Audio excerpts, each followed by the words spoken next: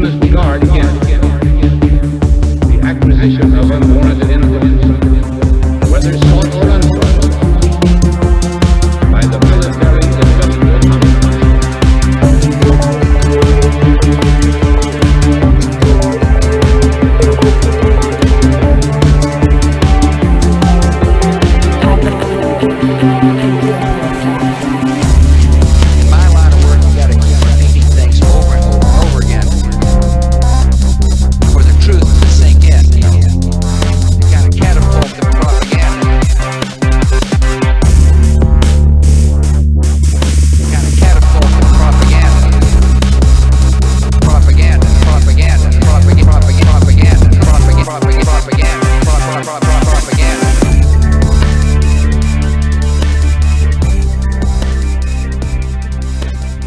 What's up? Welcome to Ripple Effect Podcast. I'm your host, Ricky Varandas. I'm very excited to bring you today's guest.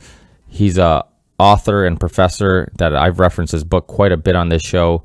He's Professor Thaddeus Russell, and he wrote the book Renegade History of the United States. He also wrote the book Out of the Jungle, a book about Jimmy Hoffa, and he's a historian, professor, and really interesting guy.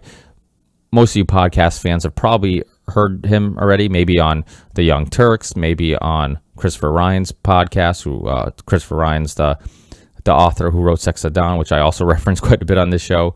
And he also been on the Drunken Taoist podcast with Daniele Bignelli, who's been on the show a few times. He's been on Brett Veinott's podcast, The School Sucks podcast, which Brett's also been on, and he's also been on the Joe Rogan podcast. So if you're a podcast fan, it's possible you might have run into him somewhere and are familiar with his work or familiar with just, I guess, his voice and who he is and his opinions. And you guys will definitely enjoy this podcast. One thing I love about Thaddeus Russell is that he has such interesting ideas and perspectives, and he doesn't stray away from debate, which is awesome because I love having just a nice, healthy debate because, like I always say on this show, none of my views or opinions are sealed, and none of them I'm sure of. So, to be completely honest with you, it's always developing, and they always should be developing as you get more information, as you analyze old information, as you try to figure yourself out.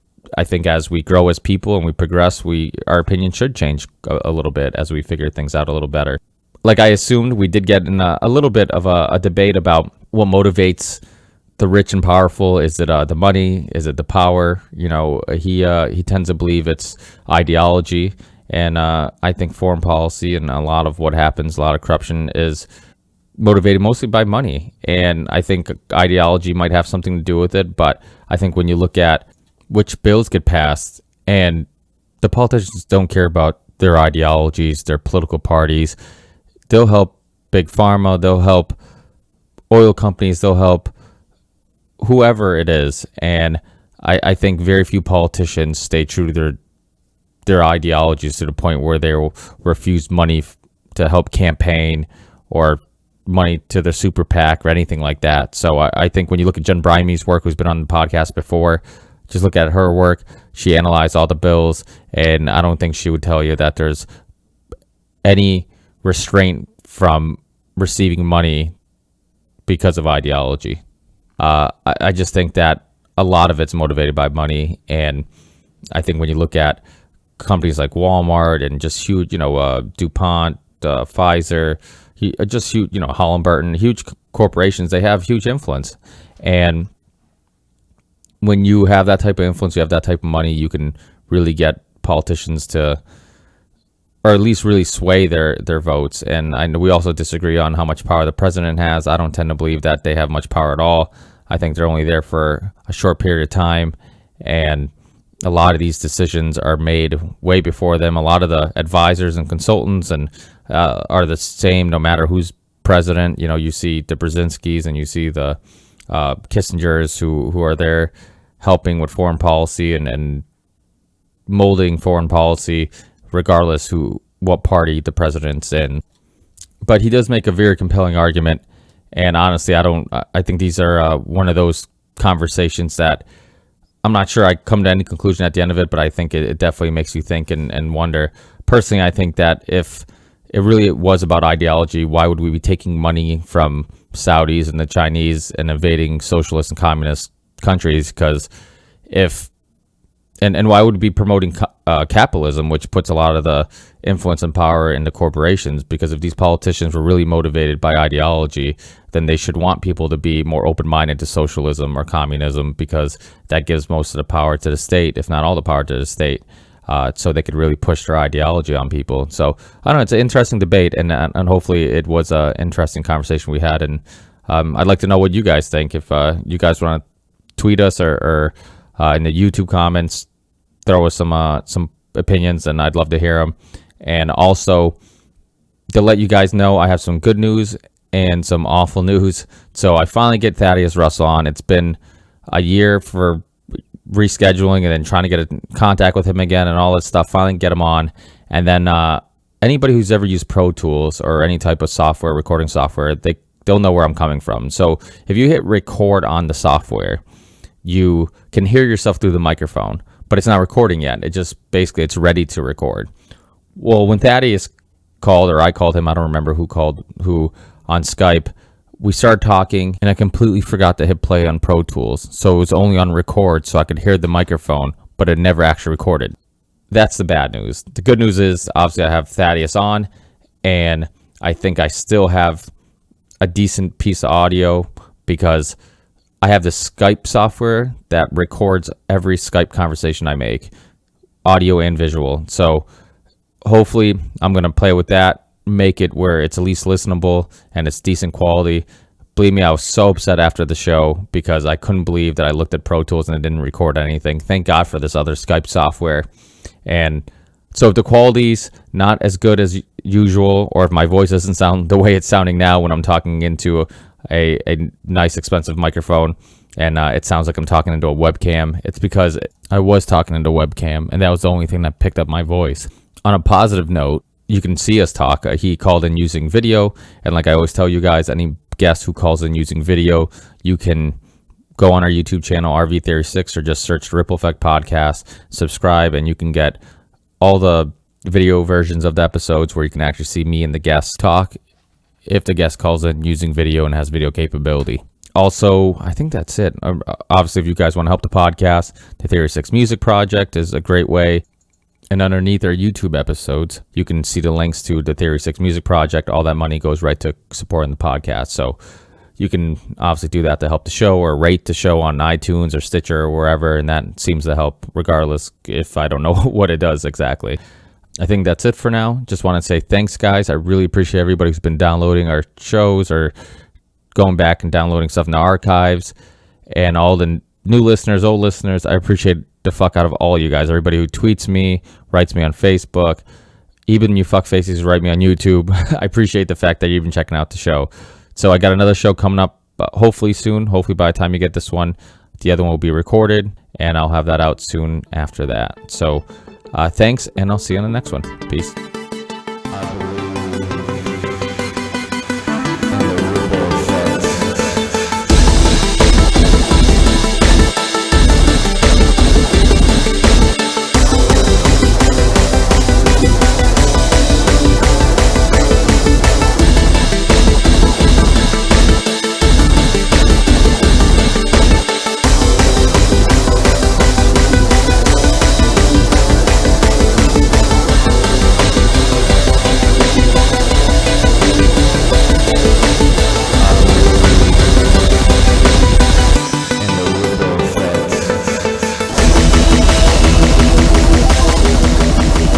Thanks, first of all, for having me on, and thanks for reading my book, and thanks for saying all those nice things about it. It's sort of a long backstory to that book. We can, I guess it might be most useful to talk about sort of the way history's been written and how that's changed, and because it's changed radically a few times.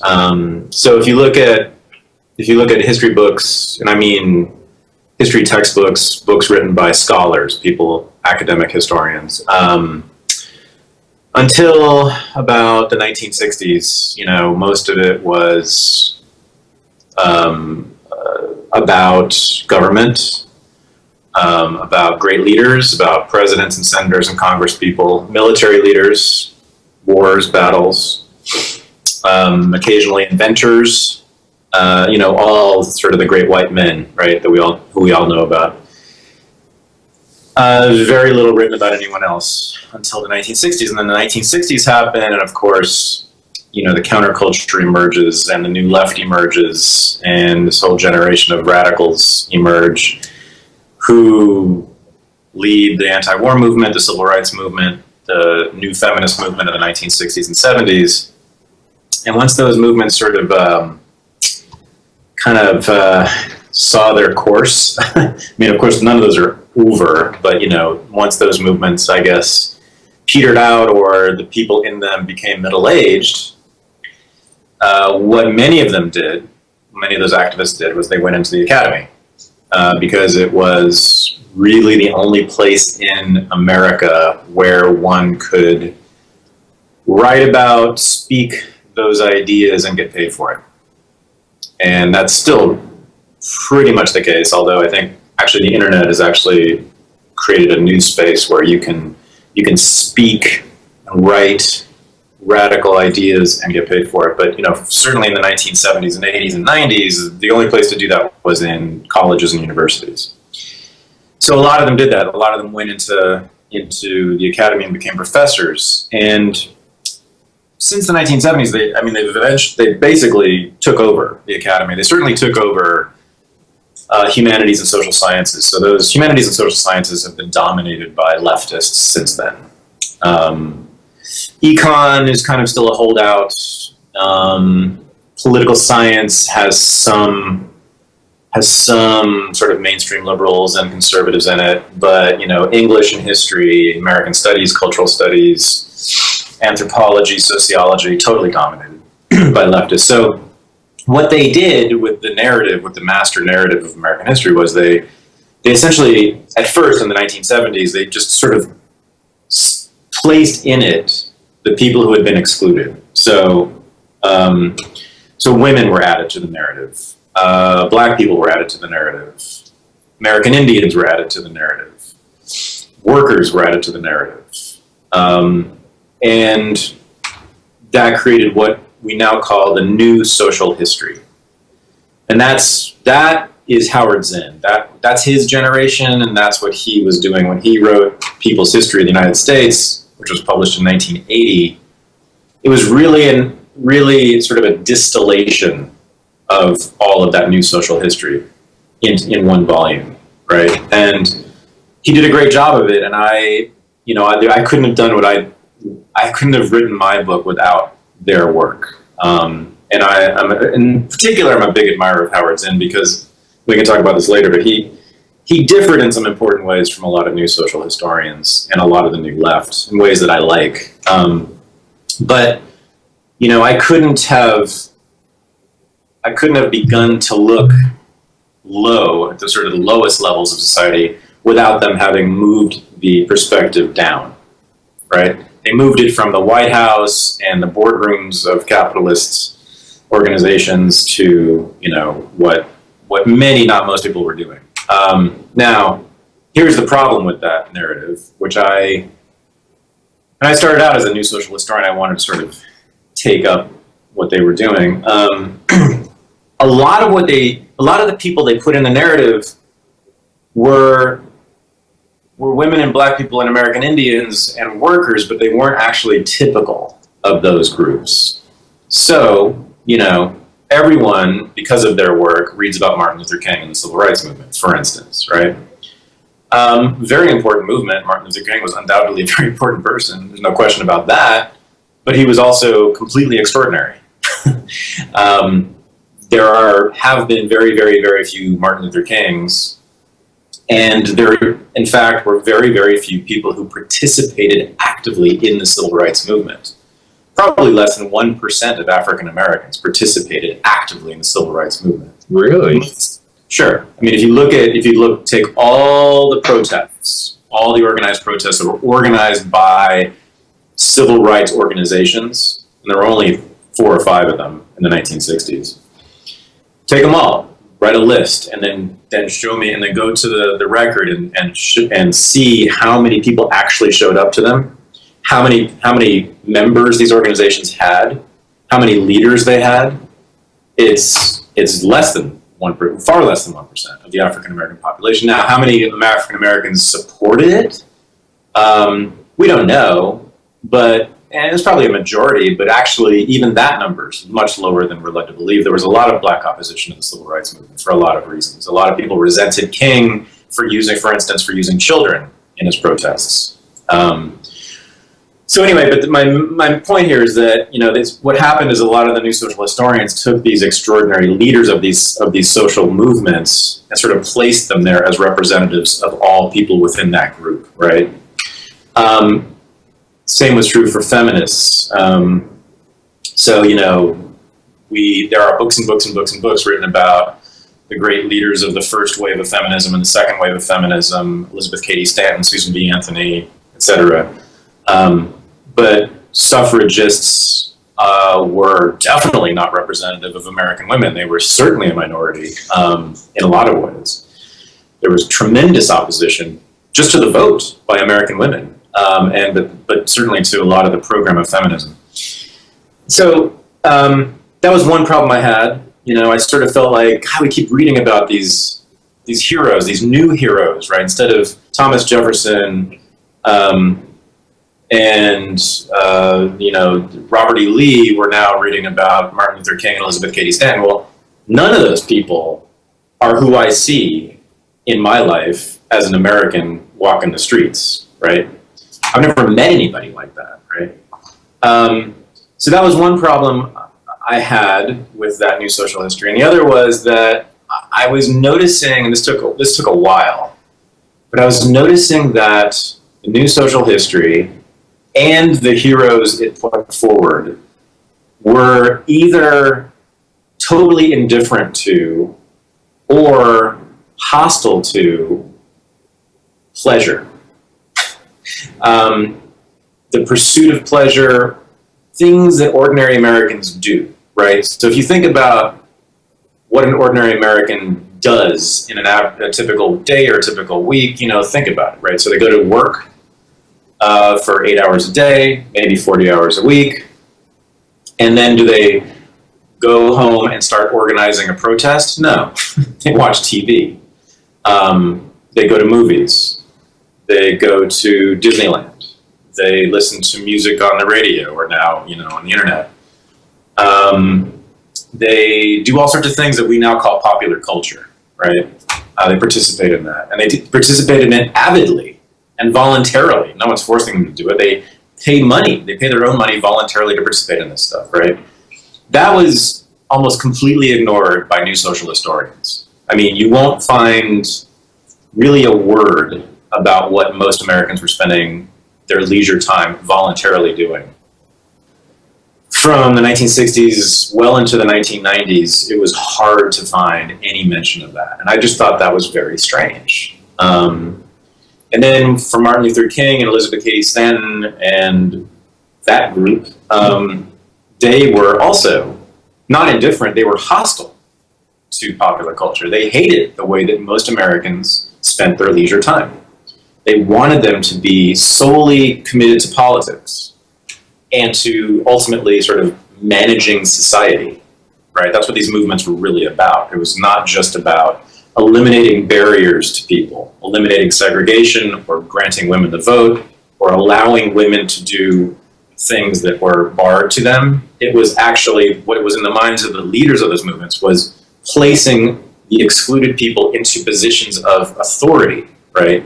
Managerial authority, which had been the exclusive domain of white men, right? So that requires tremendous self-discipline, right? You can't run a company, you can't run the country, you can't be mayor, you can't do any of those things unless you are actively repressing all sorts of desires to go to the beach or go to the movies or have sex or drink whiskey or smoke a cigarette. And so the leaders that the new social history put forward were well aware of that, actually, and gave speeches and lectures and sermons and wrote articles denouncing popular culture for that reason, right? And what the new social historians did, instead of noticing that, they just ignored it. They ignored all of that. They just didn't talk about popular culture, and they didn't talk about Martin Luther King's attacks on popular culture, or Elizabeth Cady Stanton's attacks on popular culture and sex. So that took me years to sort of figure that out. But I just sort of walked around when I was in graduate school at Columbia, just kind of feeling like most of the world I lived in wasn't in the history books. Right? And then I also noticed that a lot of the people who were in my world, or at least who I was aware of, weren't in the history books either, right? People like criminals, and I don't mean just Al Capone and the big shots, but I mean, petty criminals, right? People who just commit crime. From tax evasion to running the mafia to stealing cars to fighting cops in the streets that's a lot of people, right? Just mostly ignored. Prostitutes, I have a whole chapter on prostitutes, right? There was a little bit of work by historians on prostitutes in the 1970s by a few feminist scholars, but basically ignored. That's changed in the last 10 to 15 years, but when I was coming up in graduate school learning to be a historian, I didn't read anything about prostitutes, or almost nothing. There was almost nothing out there. How many women were prostitutes in the United States? Millions. Millions and millions, always. And there was never any difference about that. Why aren't they there, right? It's very strange. And they had huge influence. I mean, they made money. Yeah. Right. And so there's simply like not placing these people who existed in the narrative of history, right? They're simply sort of ignoring, we know sort of numbers, right? Take all the criminals, all the prostitutes, all the people who just liked to play baseball and go to the movies, right? All those people, and we just sort of can say, well, they're not in the narrative, right? Which is important in itself. But more importantly, right, is what did they do anything that affected history, and more importantly, that shaped the world we live in now, right? And that was kind of the final part of my journey, was discovering that simply by not doing what they were supposed to do, all those people, they expanded all sorts of freedoms for us today, right?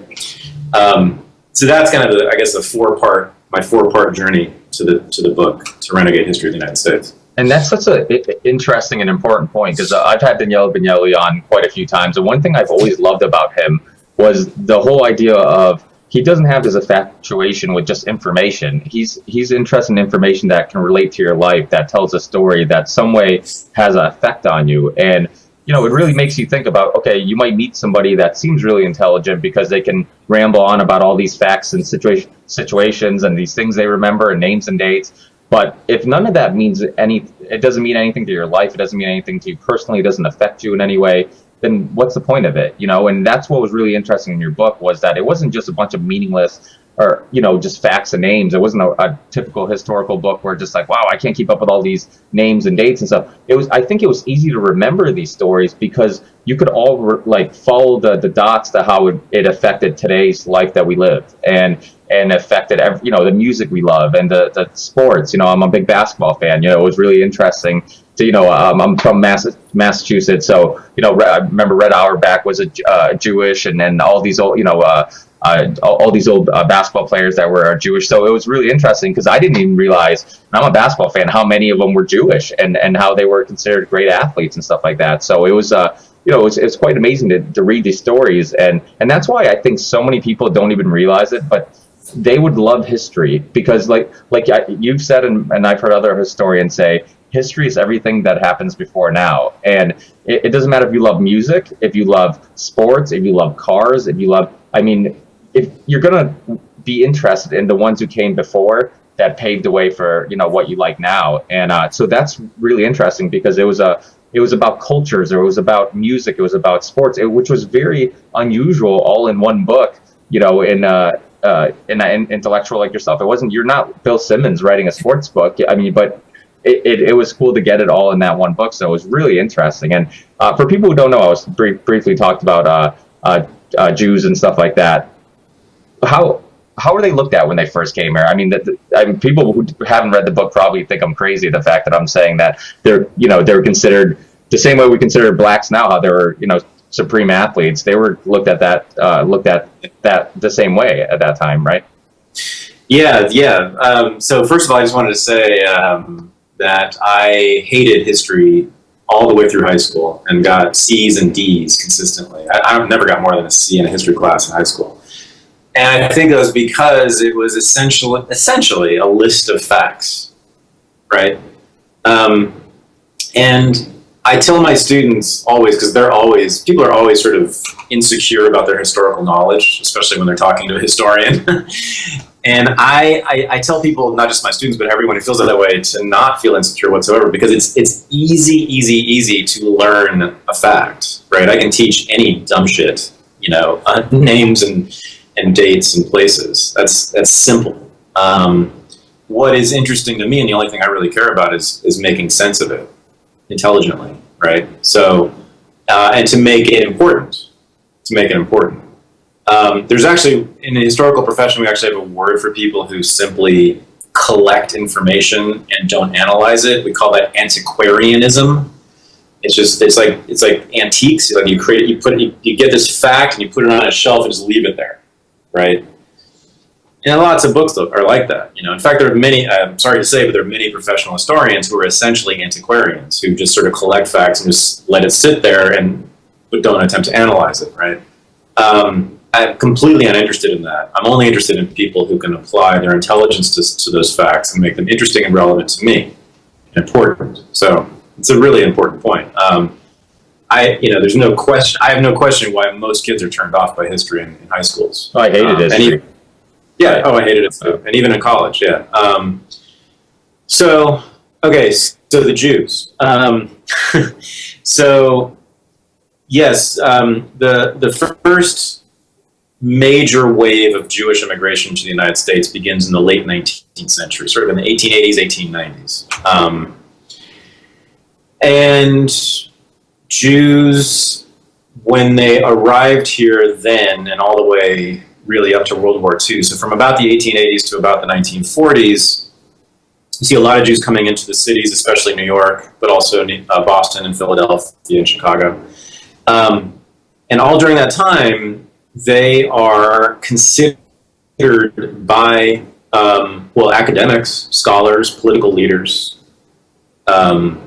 so-called scientists and social scientists, and even biologists, to be certainly not white. There was a consensus that Jews were not white. There was a debate about whether they were Black, African, or some other species entirely.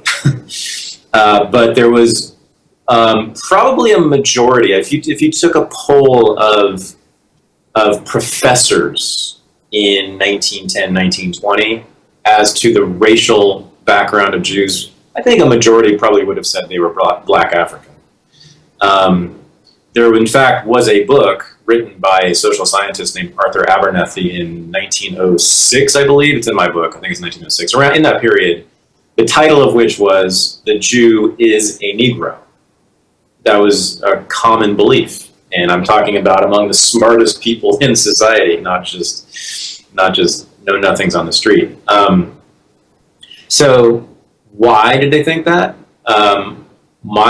What I argue, and I'm not actually the first to say this, others historians have done this work too, is that I don't believe that race is meaningful. I think it's a social construct entirely. But there was certainly good reason to think of Jews as similar culturally to Black Americans at that time, for a lot of reasons. So number one,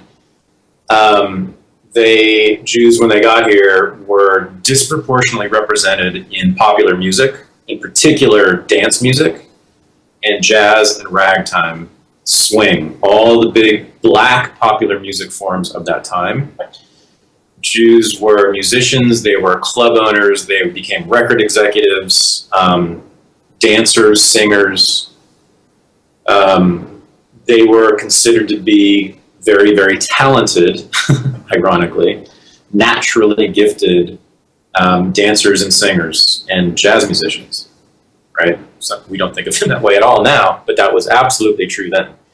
And this, by the way, is what pretty well known among historians, and there's no debate about it. I mean, it's overwhelming, the evidence. And then number two, they were also, and this is what you're referring to and what a lot of people are very surprised and amused by, they were also considered with good reason to be naturally gifted athletes because they dominated basketball, both college basketball and professional basketball during this period. Again, we're talking about sort of the first half of the 20th century, and boxing.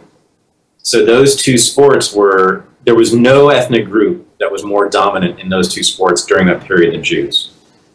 Jews held world titles in, I think, every weight class in boxing for a period in the 10s and 20s and 30s. And then in basketball, they were totally dominant. If you look at the lists of leading scorers in the professional, there was a league before the NBA. NBA? I can't remember the name of it, but it was the major American professional basketball league. A majority of the leading scorers in that league were consistently Jewish, but so they were all, and they also sort of were credited, I think rightly, with sort of inventing the modern game, sort of taking sort of the basic style of play that Naismith, the inventor of basketball, envisioned, right, and adding style to it, sort of urban, flashy style to it. Well, Naismith's version kind of sucked. Right. You sort of walk up and down the court and then set shot. Yeah, right, exactly. Which is what, by the way, girls and women played. That's the style they played until about 20 years ago, or until about 30 years ago. I mean, not I live right, actually, I don't know, about a half an hour away from the Basketball Hall of Fame. And Springfield. Yeah, in Springfield. I live in Ludlow, which is a town nearby. And I mean, the sport itself, it was created for that reason, because he wanted a sport where every woman and child, if you're athletic or not, could play. And like you said, it really, at the beginning of it was a very boring and kind of, not a very entertaining sport. And it was after they started adding that pizzazz and the passing and the give and goes and all that stuff where it really started becoming entertaining. And then you had the koozies and the Havliceks and stuff like that really, added some pizzazz. And then you had the Dr. So Jews dominated both college and professional basketball during that period. The big professional team at the time was the Philadelphia Spas, the SPHA, which H is a Hebrew. I forget the name of it, but it was all Jews, an all Jewish team owned by a Jew. And then the dominant college basketball team during that period was City College of New York, which they were by far the dominant team during that period. And it was either all Jewish or almost all Jewish, that team. And then, so because of that, sort of the most interesting thing, I suppose, is that non-Jewish sort of media people and political leaders talked about Jews the way that we now talk about blacks as being the naturally gifted athletes in the society. And they were considered to be black. A lot of people, they certainly were considered to be, there was a unanimity that Jews were not white until World War II. And many very respected academics considered them to be black and wrote books about it. So then what happened was World War II happens, right? And this is kind of a longer story, but World War II was a great sort of assimilationist moment in that the United States sort of unified much of its population around fighting these racist fascists, right? These racists. And the United States needed manpower from all these groups to fight that war, right? They had to mobilize a tremendous number of people, and that you couldn't have left blacks and Jews and Italians and all these people who were considered to be not really respectable back home. You needed them. So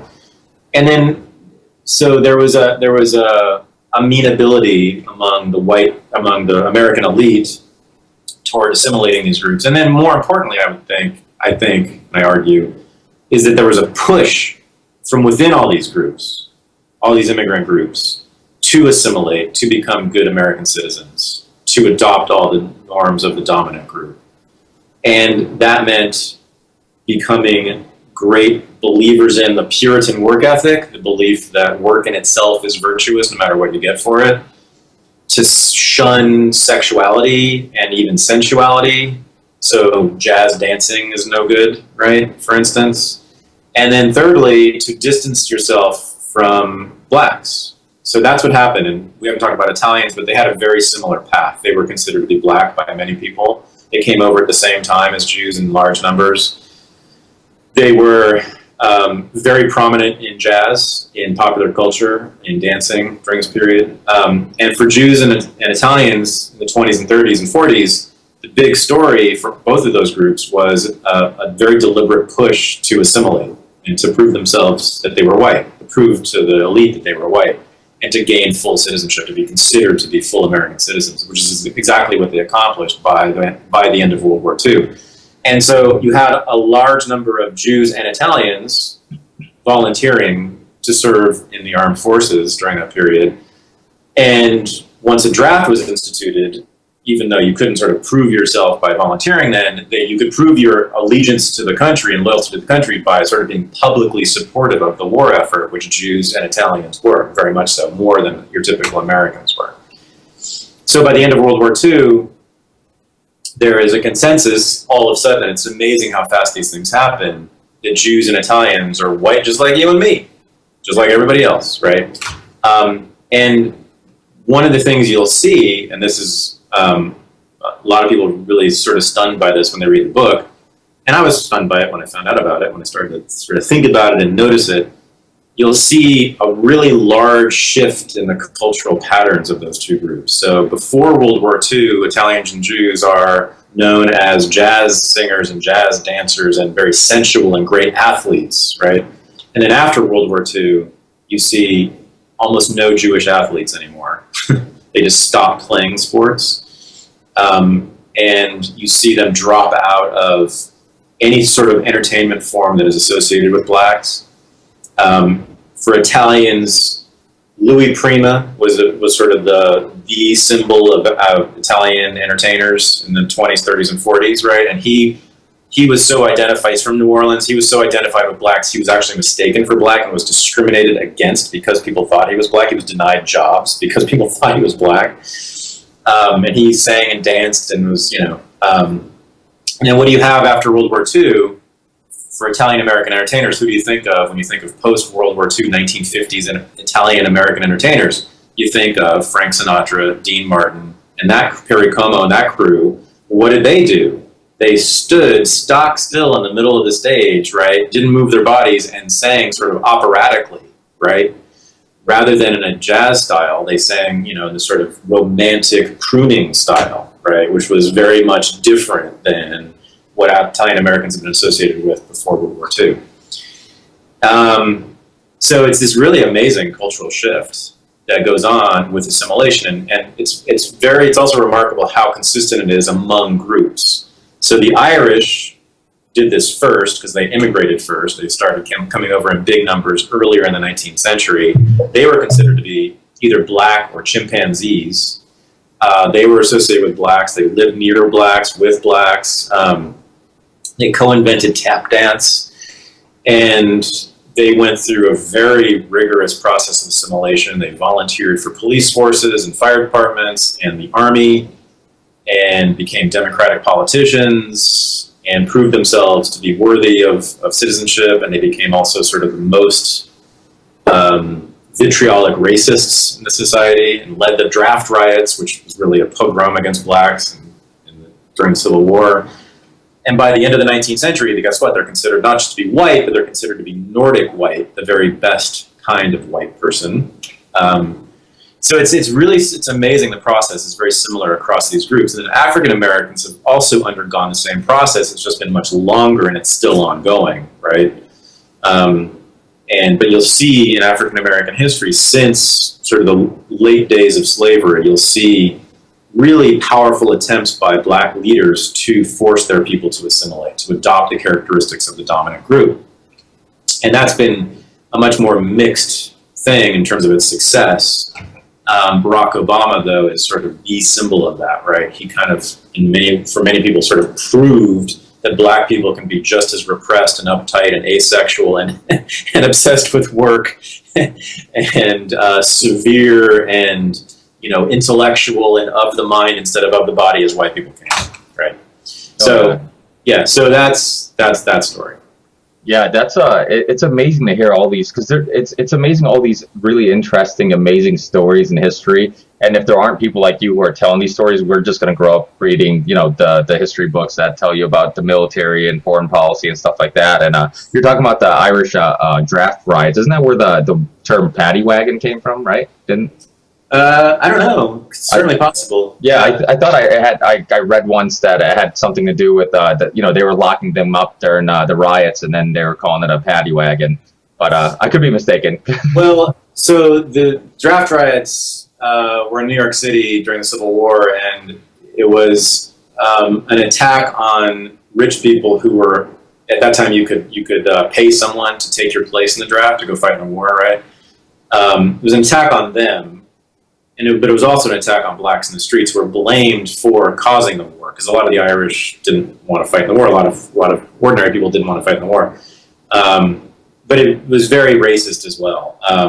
And so several blacks were lynched in the streets of New York. But the Irish were kind of the leaders of that. But right around that same time, one of the interesting things about Irish American history is you have these Irishmen who were just known as criminals and rioters also entering the police force in large numbers, right? So when you think of this, the stereotypical sort of movie cop is an Irish guy, right? That's the origin of it. It was an attempt to assimilate, right? What's a more effective way to prove that you were a good citizen than becoming a police officer? And so Irish American leaders, in particular Irish American clergy, urged people to do that, right? It was a good job with a good pension, but it also sort of showed that you were a good American citizen, right? And from living with blacks and being like blacks and dancing with blacks, you went to sort of beating up blacks in the street with nightsticks. Yeah.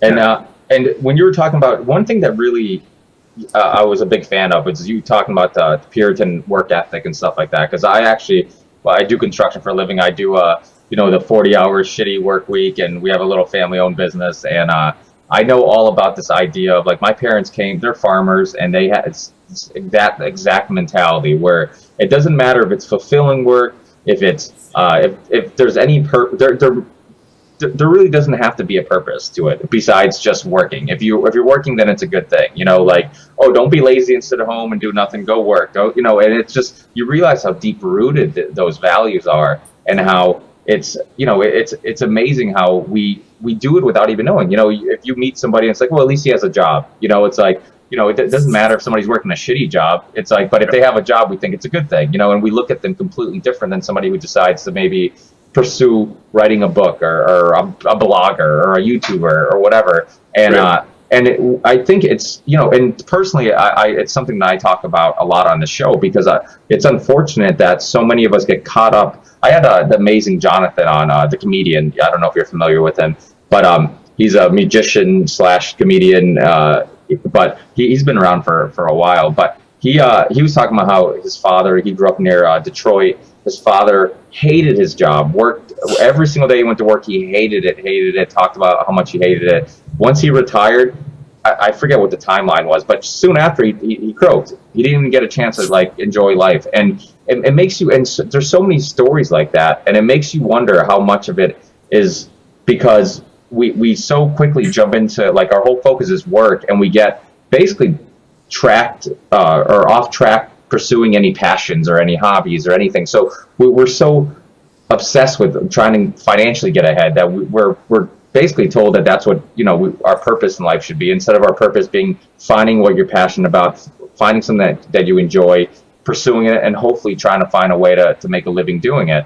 And so I think what ends up happening, people live these whole lives without really having a purpose, and they might hate their job, but they realize that it consumed their whole life. And then once it's over, they're like, holy shit, I have nothing else besides this job. This job sucked every single blood, sweat, and tear and energy out of me, all my best years. And then I'm done with nothing, I'm left with nothing more. And that's why I think these stories of these Puritan values are so important, because I think it sends a message that, we really we should be doing what we enjoy. I think that's probably why there's so much depression and unhappiness, because we spend 90% of our lives doing shit we have to do, and very little of our time doing shit we actually want to do. And, so. Yeah. I mean, so it's the very first thing you have to say when you talk about this, I think, is you have to be really clear about what the Puritan work ethic is, right? A lot of people get very confused about it. it is not just working hard to get a nice car or a TV or a nice house. It is the belief that work in itself, no matter what you get for it, is virtuous and godly and should be done, right? And that those who don't work are somehow less virtuous or evil even. So that's a puritanical, it's sort of the center of puritanical belief, right? The people who founded white America, the first settlers, right?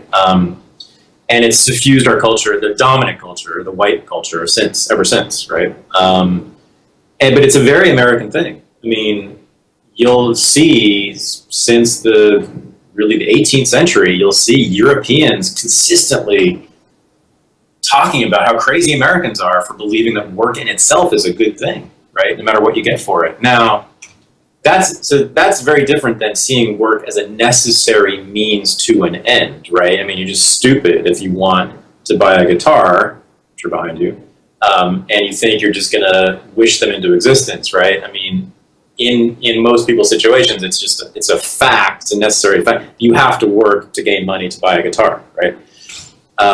So that's not what I don't think you're saying, and I'm not saying either. It's like, of course you have to work to get things, but it's the valorization of work itself that is very American, and I think you're saying it's caused a lot of problems, right, for people, and it's caused a culture that I dislike tremendously. And one of the things that it's caused, and you can't really prove it, but I don't think there's any question about it. If you look at the number of hours worked, right, per week and per year among countries, the United States is the world champion. We work more hours per year than all the European countries. And it's not by like a few, it's like by hundreds of hours per year. I think it's the Danish workers, I think they work something like 400 hours less per year than we do. Oh, I know that firsthand because I live on the East Coast, and our lifestyle here is fucking insane. People look at us and like, all you do is work. Like, people can't wait to get more overtime, work more hours. It's like we're constantly on the go. And it's just like, so what do you get out of all this? It's almost like we're looking for fulfillment in the wrong places. But the weird thing is, like you said, it's very American. But like, for example, my parents came here and brought me over to this country in the 80s, and they kind of had those values. And I don't know if that was, and then it's made me, I remember reading your book and thinking about this, and I'm like, well, I don't know if they were influenced by, obviously they came here, they already came with those things. And that might have something to do with the fact that a lot of the foreigners and immigrants that come here usually are ones that are struggling, so they already have this, hard or good work ethic, and they have to, penny pinch and work hard, and they have this mentality. Saving money is the same as making money, and maybe it's just the type of foreigners that come here. Usually it's the ones that are struggling, the ones that are doing well, obviously stay in their country, and maybe that's why they, some foreigners like my parents would come here and already seem to have that type of mentality. Well, it's people who come here are ambitious people, right? That's why they come here. They want to make more money. Or desperate. Yeah, but there's plenty of desperate people who don't immigrate. I mean, it takes a lot to move to another country, right? To establish a new life in another country. That's not ordinary people. I mean, that's a hard thing to do. So the sort of immigrant mentality, which is nearly universal, right? Of working hard to get ahead, is not the same as the Puritan work ethic, but it's very amenable to the Puritan work ethic. So those two things met, very nicely, right? So we had here the sort of homegrown ethos was the Puritan work ethic, that work in itself is a good thing. And you had these wave after wave of foreigners coming in who wanted to work hard, right? And were willing to work hard, who were celebrated for that very thing, right? So the Irish, when they got here, didn't actually have that ethic enough, at least not in the sort of lower classes, and the Italians and the Jews didn't either, apparently, but they understood that they had to adopt that, right? They had to show themselves to be hard workers, to believe that work in itself is a good thing. And so a lot of people, what they say is, well, if we don't work hard, then we're going to be poor, right? As a country, as a people, right? Which is just not true if you look at Europe in particular, right? Well, if you look at the United States, so if you look at, here's the easiest way to disprove that. Look at the number of hours Americans worked 100 years ago, right? It was the typical work week was 60 hours, right? Some people worked 80 hours a week, right? Way more than 40. definitely see studies also with the fact that our happiness isn't, we have more material things, and we have, in many cases, more financial wealth than a lot of other struggling countries, but we're not necessarily happy. Right. So if you chart the number of hours worked by Americans in the last 100 years, right, it's a steady decline, right? It's just a very steady decline. Even though we still work too much, and we work more than anyone else, we work far, far less than we did 100 years ago. And the typical work week was 60 hours, and a lot of people worked 80 hours, right? And then chart sort of material wealth over the last 100 years, right? And I'm talking about not just rich people, but ordinary, even poor people, right? Just the stuff that we have, the amount of stuff we have, and how accessible it is to the poorest people, right? From 100 years ago to now, it's a steady upward trend, right? So clearly, we can work less and have more stuff, right? And how do we do that? If anyone thinks just for a second about it, it's obvious. It's through innovation and technology, right? We can make way more stuff now than we could 100 years ago because of innovation and technology, right? So that's what the Europeans have done. They didn't sort of say, well, all of our people are gung-ho to work because they're Puritans, right? They said, we have to innovate. We have to introduce technology because our people aren't willing to work for the fun, for the good of it, right?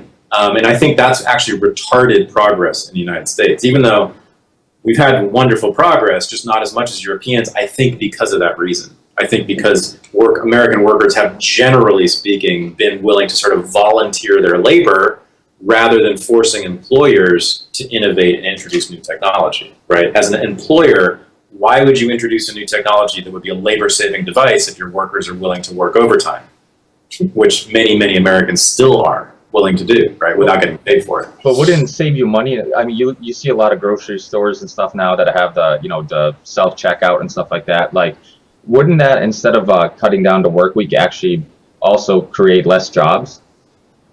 Yeah, eventually, yeah. But capital requires a capital investment first, right? To invent the self-checkout scanner thing, right? That requires a capital investment. So that's why capitalists are generally reluctant to do that, or they rather just squeeze out another $10 an hour, right? From their labor that only costs $10 an hour. So, but yeah, you're right. Once the technology is introduced, it's a win-win. Absolutely. It's a win for the employers and it's a win for the workers, right? Who can work less and still gain as many wages. Yeah, and that's a dangerous thing, because I know you mentioned an essay that really changed your life. I know Richard Pryor was a big influence of yours, and which you usually don't hear from a historian, but it was definitely cool to hear. And also that essay, I forgot what exactly it was called. It was about the cultural contradictions of capitalism, and I've heard you explain it, and it's quite interesting because it's something you've never you never really thought of until you explain it. It makes perfect sense. You're making a bunch of shit for people to enjoy, and but yet to basically, I'm going to fuck it up, so you might as well explain it. Yeah. So it's by Daniel Bell, who was a very prominent sociologist who died about 5 years ago, I think. But he was very, very prominent in sociology. Really was one of kind of the founders of modern sociology in kind of the 1950s, 1960s, 1970s. It's not an easy essay to understand, and I have to say, like, his conclusion I disagree with, but in it I read an analysis of capitalism that is missed so often, especially by people on the left. So Daniel Bell's argument, as I read it, in terms of his analysis of how capitalism works, is that it creates two contradictory cultural forms. One is Puritanism, what he calls it Puritanism, which, we're required to work hard by capitalism, right? It needs production of stuff, right? Which requires a renunciation of our individual freedoms and pleasures, right? To sit in a cubicle or work in an assembly line, you have to shove away all these things you'd rather be doing, right? In particular, things like sex and leisure and drinking and taking drugs and all that stuff, right? And you have to sit there and make yourself into a machine, right? So it's very, very, capitalism is very, very puritanical on the production side, right? Everybody sort of gets that. And leftists get that too. What many people totally miss is that capitalism also produces what Daniel Bell called hedonism, right? So that's the consumption side, right? The stuff we make gets purchased and must find buyers, right? And it has no ethic in how it finds buyers, or it loses, right? So capitalism will constantly struggle to meet the basest desires of consumers, right? So if consumers want pornography, it will give them that. If consumers want 140 proof rum, it'll give them that.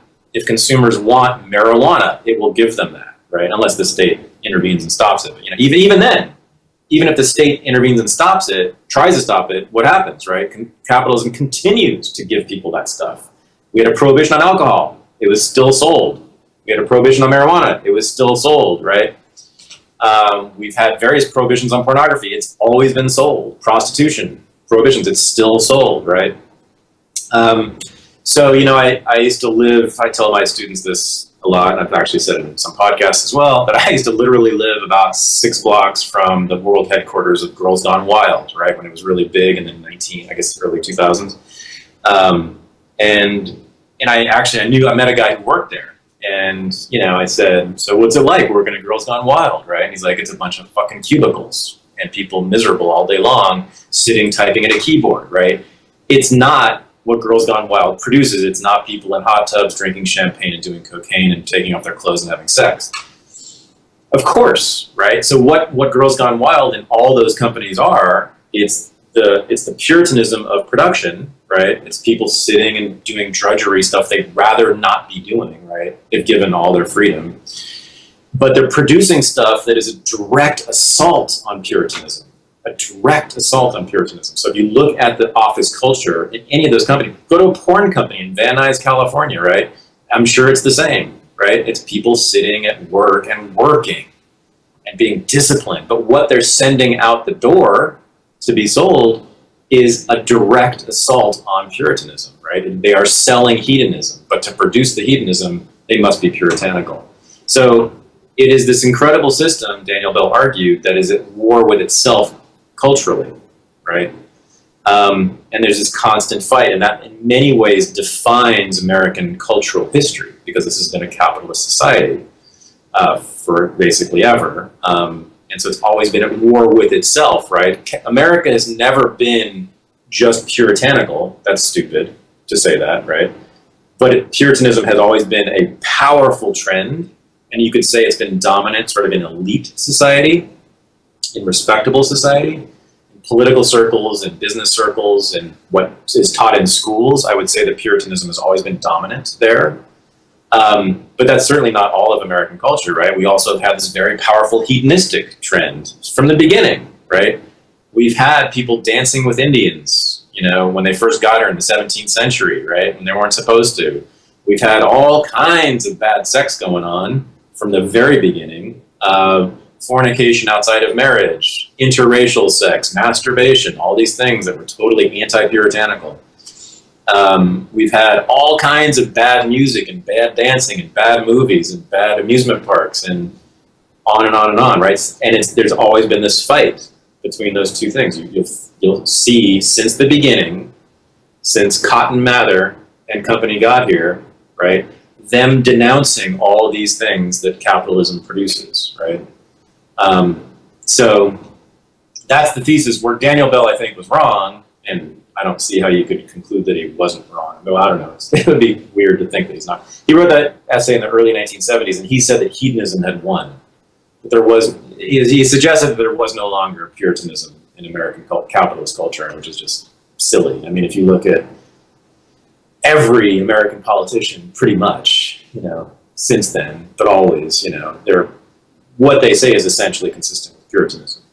If you look at, and here's a great example, by the way. Everyone should go look at Barack Obama's inaugural address, his first one. It is totally puritanical. He just celebrates work, and sacrifice and suffering and selflessness. It's a really remarkable document, but he's not alone, right? He's typical of American politicians, right? And if you look at the way that the major capitalists talk, people like Bill Gates and Warren Buffett, same thing, and the way they present themselves, right? Look at the way most big American capitalists present themselves. They don't look flashy. They don't look flat. In fact, they look very dour. They all look like accountants, right? And they talk about how much they work and how much their employees work, right? They don't talk about sex. They don't talk about what they do on the weekends. They don't show off their fancy cars or their fancy houses. In fact, they hide those things, right? Which is what Puritanism teaches us. It teaches us to be humble and modest. So that's the conflict, and the question is, which side are you on? Yeah, it's such an interesting conversation because, like you said, it seems like all these desires and wants have been not just suppressed but looked down upon. And when you go back, you read the history of. I remember hearing about Kellogg and how he wanted to make the most boring food. And then people weren't sexually aroused, and all these just really interesting things. Tables had to have sheets on them so you couldn't show the legs because guys were so sexually suppressed that they're worried that was going to turn them on. All these, and this is a part of American history that we usually these stories aren't told, and I think kids would be much more interested in it if they were, and you could really get them to pay attention, and so it's all those things are just so interesting to me, and it kind of, and that story about capitalism and that essay reminds me of Steve Jobs because he was really cutthroat, wanted the best software, the best whatever. I could just imagine him. He's making a phone that people are going to buy to play games on, but probably telling a programmer, "Hey, stop playing that game and finish that software." So right. It contradicts itself. Yeah. So right now I'm writing I just finished writing a section of my new book on Thomas Edison and the phonograph, right? The first record player. And Edison was a total Puritan, but he invented this thing, right, that played music, that recorded and played music. And he sort of, when he did it in the 19th century, he made a statement immediately after he invented the phonograph and released it to the public. He said, "This is not meant to play music with. This is meant to take dictation in offices. This is meant for work." He hoped that it would be used, you would speak into it, you would write down the speech or the memo, whatever. He didn't want music to be played, and then he founded a phonograph company, a record, like the first record label, right? So it was called Edison Records. And guess what music he did not allow to be recorded or to be sold by his company? Ragtime and jazz. He said, "I'm not going to have any of that, right? We're not going to do," and he didn't. So and he has this company all through the 1910s and 1920s. So Louis Armstrong, no, sorry. Al Jolson, no, sorry. Guess what happened? Competitors arose, immediately snapped those people up and became rich. Edison lost out. He was very successful in some ways, but he was a complete loser in the phonograph business because of that, right? He's kind of a shithead anyways. He's a shithead in a whole lot of ways. Oh yeah, for sure. But in Renegade and Jews, but that's a classic example of the cultural contradictions of capitalism, right? And of course the laboratory in New Jersey where Edison was inventing this stuff was it was a factory, right, where people were just drudges, right, and they just worked all day long, and he expected total discipline, right? But what they produced turned the world on its head and gave really intense pleasure to billions of people, and still does, right? That is very subversive, a subversive pleasure, right? So it was jazz, and then it was blues, and then it was rock and roll, and then it was soul, and then it was hip hop, and it was disco, and continues to this day, right? Leaders, rulers in every culture in this world, not just in this country, have feared and attacked that music because it has been subversive of their power.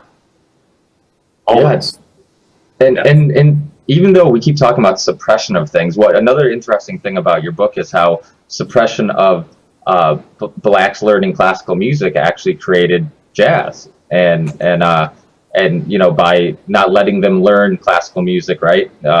It's been a while since I read your book, so I don't remember the details, but I mean that's actually, I don't put it that way, but that's actually a really good way of putting it. So slaves were excluded from the dominant culture, right? They were physically physically excluded. They were not allowed to participate in the dominant culture. They weren't allowed to be Puritans, right? When you think about slavery in that way, it sort of opens it up in an entirely new way. People are very confused about it, but you need to think about it in that way.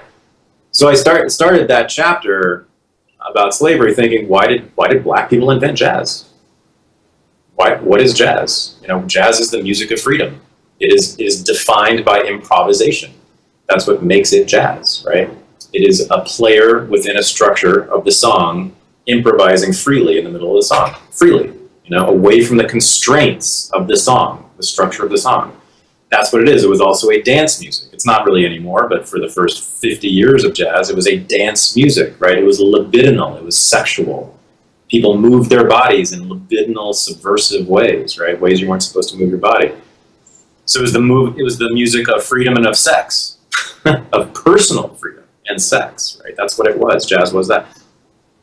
Why would slaves produce that music? Why would it be slaves who would produce a music like that, right? Because unfortunately, and this is really sadly becoming more and more the norm, Americans now think of, and have for a long time, slaves as being completely dominated, completely oppressed, having no agency, having no power, right? It doesn't add up at all. If slaves were completely dominated by the masters, they never would have created any music, much less a music of freedom, right? A music of freedom. How did enslaved people create a music of freedom if they were just being whipped and raped all day long, right? First of all, they weren't whipped and raped all day long because that was worked against the economic interests of the masters. And scholars have been arguing this for about 50 years, right? People have not gotten the message, but scholars have been arguing this for 50 years, that masters did whip and rape slaves, absolutely, no question about it, but far, far less than we are led to believe. Not because they were nice guys, but because they understood that the more they whipped and raped their slaves, the less production they got out of their slaves. It was just a pure economic calculus, right? It had nothing to do with morality or being nice guys, but they whipped and raped them much less than we were led to believe, right? So that's number one. Number two, and this is more important, it's the main argument in my chapter on this, they were excluded, as I said, from the dominant culture. Well, what was the dominant culture? The dominant culture, as we have already said, was a prison. It was a prison. You were trained that work was the only thing you should do, that sex was terrible, that personal liberation was horrible, that you should serve the country, serve your employer, that you should work on your farm all day long and all night long, right? That's what you should do to be godly and good and a good American. Slaves were never a part of that culture.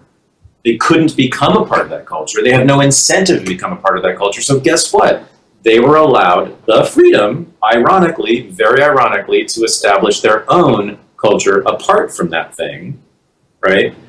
They had no responsibility over the plantation. They had no responsibility over Alabama or the United States, right? They were free of responsibility also, right?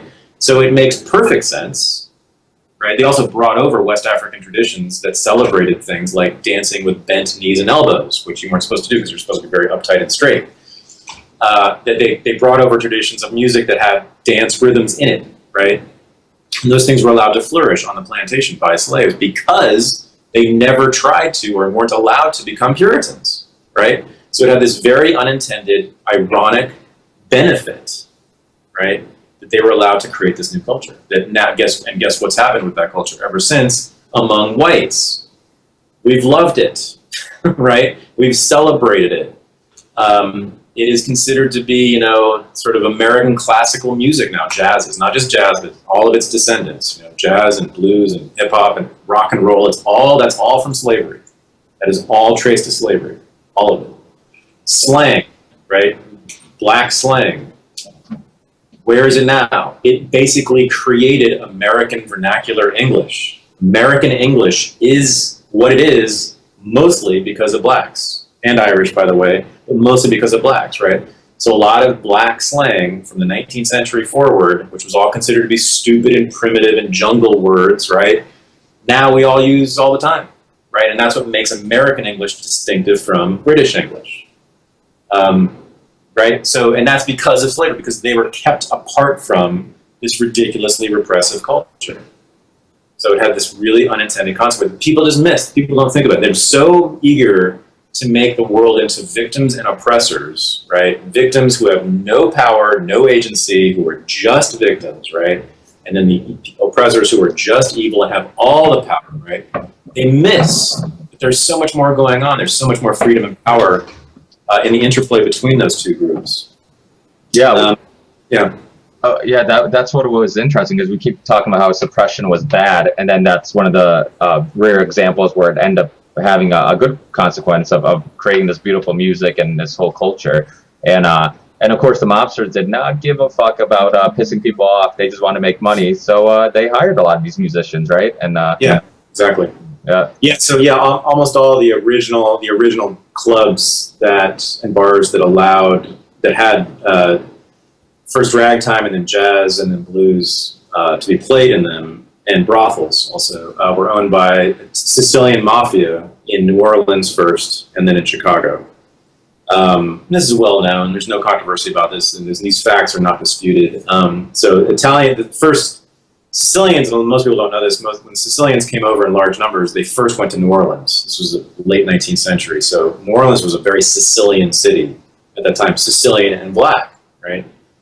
And as you said, so a lot of mafia came with these Sicilian immigrants, and as you said, they didn't give a fuck, right, about morality in all kinds of ways. And one of the ways they didn't care about morality was they didn't care about the color line, the black-white color line in America. All they saw was a potential profit. What they saw was like respectable white businessmen in New Orleans not wanting to pay money to these primitive jungle bunnies who were playing this music that everybody thought was horrible, which everyone thought jazz was. And they said, we noticed that it's kind of popular among the lower classes. People who are willing to pay money to listen to Louis Armstrong. So Louis Armstrong's first dollar playing the cornet was given to him by a Sicilian mafioso in New Orleans, right? And then they moved up to Chicago, right? And Al Capone was known as the most generous employer of jazz musicians. He had all these clubs on State Street in Chicago, and he paid them better than anyone else did. They loved him because of that. So same story. Right. Yeah, it actually reminds me of kind of what's going on now with, you just look at our foreign policy, and so much of historically our foreign policy has been, and I know that I think I briefly heard you in an interview saying that your new book does have either the subject's foreign policy or it's a part of it, and you look at it, when you look at Smedley Butler's book, War is a Racket, and all these, when you look at our most foreign policy, even the trials of Henry Kissinger, what we're sold to the public is its ideologies and all this stuff, and we're doing this because we're trying to for whatever ideologies, either it's because we're anti-communism or because we're helping the people in this country or whatever. And really, at the end of the day, it's no different than the mobs hiring the black musicians. When it comes down to making money, they really don't care about ideologies. They might be selling us this idea of ideologies, but really the one thing that brings everybody together is money. And if I think most of the people who are influencing foreign policy really could care less about ideologies or any of this stuff, and it's just like the mobsters. To them, that's meaningless, and it's just about how do we get. I disagree with you. Really? Not entirely, but mostly. Yeah. On foreign policy. So I think a lot of foreign policy, not all of it, but I think a lot of American foreign policy has actually been driven by ideology. I think a lot of American foreign policymakers have been driven by ideology. It's the only way to explain much of what they've done. But if you look at like 53 in Iran, when at that time it was Anglo-American or whatever the hell the oil company was in Iran, when we you look at Guatemala, Nicaragua, schools of America, just us funneling all these rebels. I think publicly we told a lot of people it was because they're communists or this and that, but I think privately it was to help corporate America, the United Fruit Company or the oil company. So yes and no. So yes, it certainly did help corporate America, and that was part of the decision making. So the Dulles brothers were the kind of the main policymakers in that period that you're talking about. So their father was an evangelical minister, and they were true believers in the American way, in the American dream, that they believed that all of the world should be modeled after the United States of America, right? That's ideological. Now, to get there, to make the world into America, you have to have economic power. right? America has to be economically powerful in order for it to be able to transform the world in its own image, right? So that is why they absolutely went after major resources like the Anglo-American Oil Company, like the United Fruit Company holdings in Central America, right? That's why they needed those things, those resources. That's why they needed their corporations to be powerful. But that wasn't the end in itself, right? Why would they care about a corporation they didn't own, they had no interest in being powerful in itself, unless it was a vehicle to national power, which was a vehicle to enact an ideological goal. I get it, but wouldn't it? Now, how do we not know that their intentions weren't to do that anyways, and then they justify their actions by saying they want, by their ideology? So it'd be, I rob houses, and I justify robbing houses by only robbing the rich people, because if I rob them, it's like they're full of money, they're greedy. He has a big company that he treats his employees like shit. So I'm using this ideology to justify an action I was going to basically be a part of anyways. It's a great question. So the only way you can do it is looking at their biographies. You got to understand these guys, these men. Almost all of them are men. You have to look at who they were from the beginning. And so that's why the Dulles brothers' biography is really important. The fact that their father was an evangelical minister, right? Evangelical. What do evangelicals do? They convert people, right, to a way of life, to a way of thinking, right? That's what the Dulleses were up to. They were attempting to convert the world to a way of thinking, and they were successful to a large extent, right? Not entirely, but don't you think the timing of it, maybe, like the fact that it seemed like, okay, now that Iran, for example, when they had I don't know if it was democratically elected prime minister or president, I can't remember, but when he was elected, he wanted to nationalize the oil fields. I mean, what's that?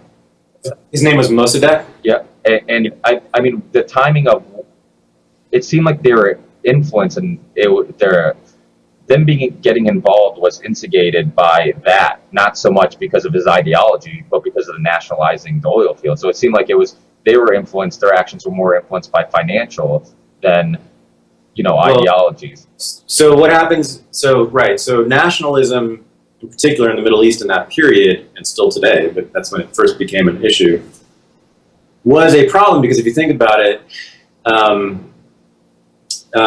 you had Nasser in Egypt with the Suez Canal, right? He nationalized the Suez Canal, right?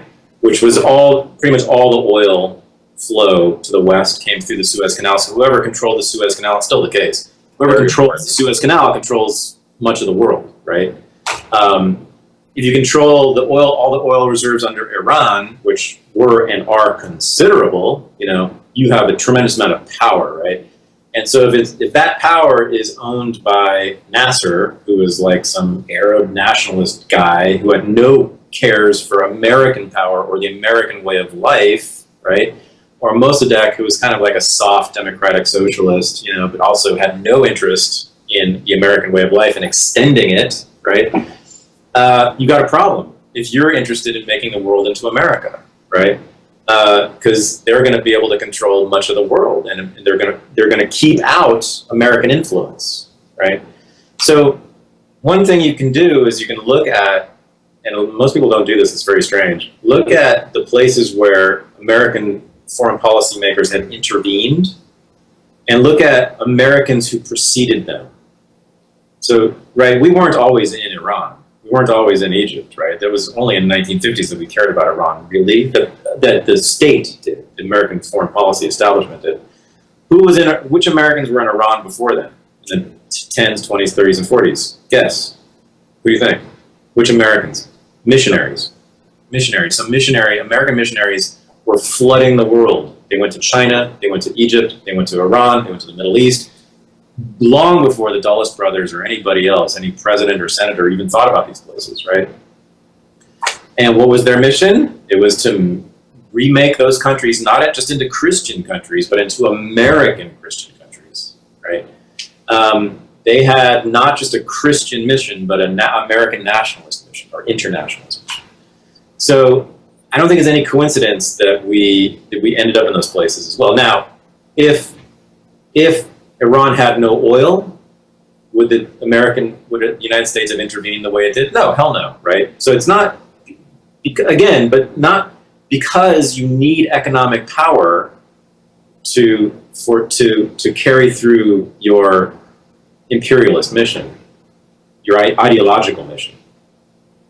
You need it. Same with the Iraq War, right? People are always thinking Cheney went into Iraq because he was an oil guy and because the oil was there. That's half right. Halliburton, yeah. So I think it's very stupid to sort of to think that they do this to get rich. That makes no sense whatsoever. If you wanted to be rich, if the Dulles brothers wanted to be rich, the last thing they would have done was become foreign government officials in Washington, right? Yeah, but couldn't you make that debate even with the president? Because I mean, I had Jesse Ventura on, and his father told him at a young age, and it's a quote that I remember because he said it quite a few times on other shows and stuff. But his dad told him, he's like, listen, all politicians have to be corrupt because they spend millions of dollars to get a job that pays thousands of dollars. So, and it makes perfect sense. I mean, these guys like Donald Trump, Mitt Romney, these guys are filthy rich. There's absolutely no need to run. So that makes sense. But you get a guy like Obama, for example, who could probably make money in the private sector somewhere, but still wants to be president.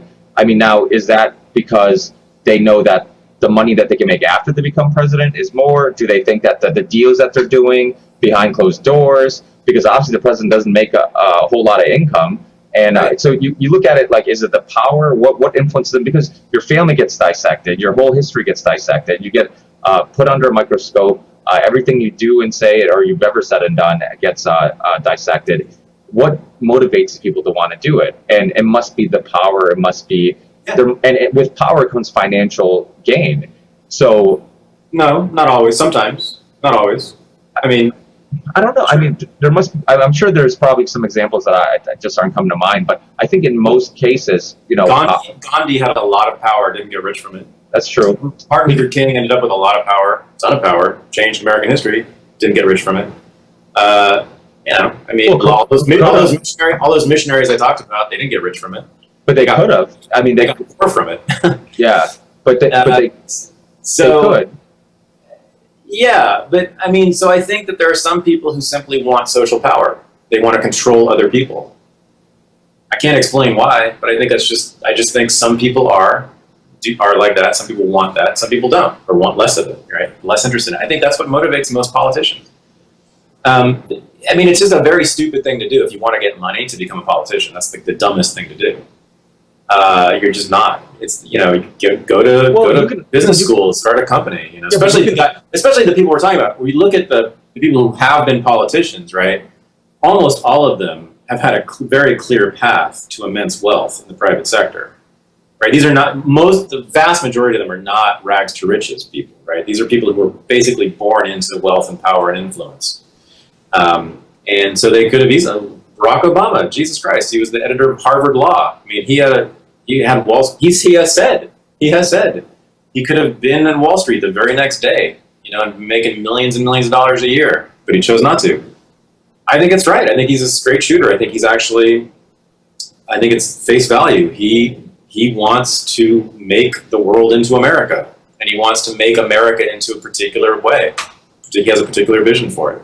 But as the Dick Cheney example, I mean, the no bid contracts they got after they went to Iraq. I mean, I feel like you can influence whole industries as politicians. You can influence them by, I mean, even being in Massachusetts working construction, just all the paperwork we have to do for Mass DOT, all the ridiculous certificates for this and that. I mean, you can make it much harder or easier for a company to, or even an industry to expand.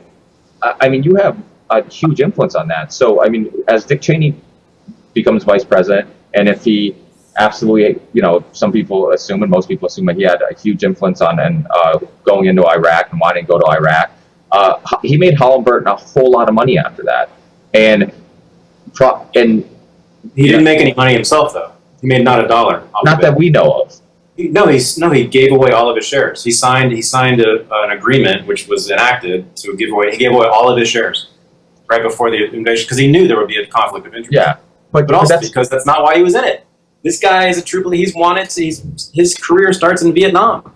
He wasn't gaining anything from the Vietnam War. He wanted to remake Vietnam into America on his terms. I'm not saying they're nice people. These are mass murderers. These are mass murderers. Yeah, in my view. And they're murdering masses of people for their own vision of the world. Yeah, but I think it's just, I think in many cases, I mean, these politicians are very smart with how to make money. I mean, they indirectly, a lot of times, get payouts from, I mean, I've had Jack Abramoff on this podcast. He's talked about plenty of sneaky ways to get money to politicians. And, sure. And so I think that sometimes, I mean, he did sell his stocks because I think that would have been obvious conflicting of interest and obviously obvious dots that people were going to connect. But I wouldn't be surprised if we found out he made some money some other way, and some way got funneled money to him or a family member or something like that. So take the three biggest imperialist families in American history, okay? The Roosevelts, the Kennedys, and the Bushes, right? No three families in American history have been greater imperialists, greater military interventionists, right? More responsible for the deaths of millions of people, right? Why on earth, and then think about who they were, the Roosevelts, the Kennedys, and the Bushes, right? Also happen to be three of the wealthiest families in the history of America, right?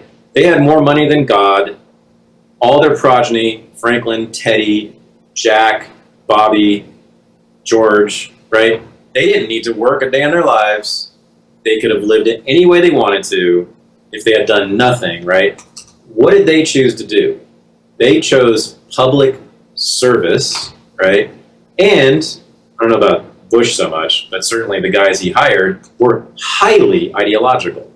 Highly ideological. You cannot argue for a minute to me successfully that Teddy Roosevelt and Franklin Roosevelt were motivated by money in what they did politically in their careers. Same with Jack Kennedy. Why on earth would Jack Kennedy become a politician, right, to make money? That's the dumbest thing in the world. These were true believers. These guys really wanted to make the world in a particular image.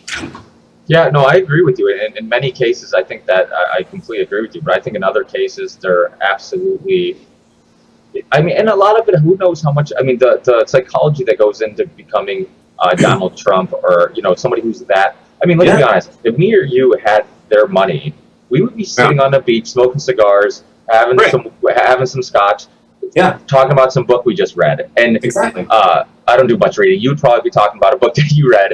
And but I would not be motivated to be going to business meetings, flying over the world, trying to make more money when I'm all set, my grandkids are all set, my great-great-grandkids are all set. Everybody's all set. There's no, and it's funny because I've said this on the show before. The addiction to money is the only addiction that is completely socially acceptable. Like, because they're not addicted to money. See, this is what I keep telling you. They're addicted to power, right? They're addicted to the power that money brings. So here's a section of my book that covers this very topic, right? Max Weber, the German social scientist at the turn of the 20th century, has a theory about this very thing. Because he looked at it. He looked at the so-called robber barons, the big capitalists of the Rockefeller era, right? And he had this very question that we're dealing with right now. He said, why on earth do these guys, who are the wealthiest men in the history of the world, continue to work all the time? Which they did. They worked all the time. They didn't go to parties. They didn't enjoy the fruits of their riches at all. They worked and worked and worked, right? The way that, by the way, Bill Gates and Warren Buffett do now. Those guys work all the time, right? He said, why is that? And he came up with a theory. He can't prove it, right? Because you can't sort of dig into these guys' brains, but I think it's an interesting theory that I'm basically won over by, which is they were motivated by sort of what he called a paternal impulse. They wanted to be the fathers of the world. They wanted to have a paternal control over other people, right? They wanted to treat the world like children, to be able to treat the world like children, and to raise them up to be the people they wanted them to be. They wanted social control, social power. They had this particular mission that most of us don't have.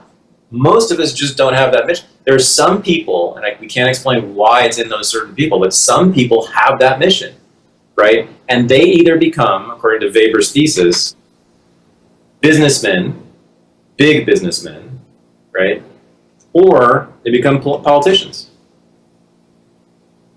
Yeah, But that's what they're motivated by. How else do you explain the behavior of Rockefeller and Carnegie, who worked all the time and gave away all of his money, that was afterwards. That was right. Even during, but he didn't enjoy. They didn't. These guys didn't enjoy their money at all. They didn't do what you and I would do with their money. They continued to work. They continued to build their businesses. Yeah, no, I completely understand that, but I mean that almost wouldn't. Yeah, it is. I mean, it absolutely is bizarre because, and I think the problem with that too is that people see other, business owners and bosses and every, people joke around, oh, I'm the boss, I want to be a boss. Everybody, rappers rap about being a boss, and it's like everybody. It's an awful thing. We have a family-owned company. Being the boss of anybody sucks. I don't like telling people what to do. I don't like having to be shameless with my decisions and putting money decisions over moral decisions. But capitalism doesn't give me another choice at times if you want to succeed. And so it's almost like it's rewarding to be that type of cutthroat type person. And so I mean, it is one of those things where, but. Some people do love it. Some people do love to be the boss. Most of us don't. But some people are psychopaths. Right? Yeah, I mean, I think they're sort of sadistic. I think that's part of it. And I think they've done studies. Sadism. I think a lot of the traits are similar to psychopaths. A lot of Wall Street guys and CEOs and stuff like that. I mean, it is an addiction, and maybe you're right. Maybe I'm just, maybe it is power, and then the money just comes along with it, and that does make actually more sense. And you're right. So yeah, I mean that does make sense. So there were a whole bunch of people in the .com boom in the late '90s and early 2000s, right? A whole bunch of people. You may have heard of some of them or know some of them, right? Who got in, had a startup, went public, made $1 jillion, and haven't worked since. There are a lot of people like that. I've heard of them. I've read about them. Met a couple, right? Haven't really worked, right? And then there's Bill Gates, who's got more money than anyone in the history of the world. Bill Gates is richer than any person in the history of the world. He clearly doesn't need to work a minute, right? He works all the damn time. And when he's not working on Microsoft stuff, what is he doing? He's flying to Africa to completely reform their entire medical system, right? I mean, he's which is work, and talk about missionary work and evangelical work. That's what I mean. I happen to think most of that's pretty good work, but it's amazing, right? He can't stop working. He doesn't need to financially. Yeah. So clearly, and look at the way the guy dresses. He looks like some mid-level accountant. Yeah, you care less. Yeah, absolutely. You would never know that he's rich, right? Do you know what car he drives? No. Have you ever seen his house? No. I know it's a very nice house, but there's no pictures of it, right? Yeah. So that's Puritan. That's Puritanism, right? You're supposed to be modest and humble.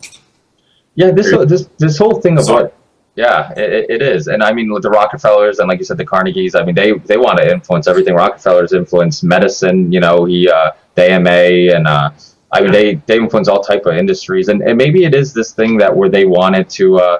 Like you said, just I guess maybe it was ideology, and but you look at a lot of our, the fall of the Ottoman Empire, how that started. Personally, I think it's from my research, it seems like it started a destabilizing of the Middle East, and really has never been the same since.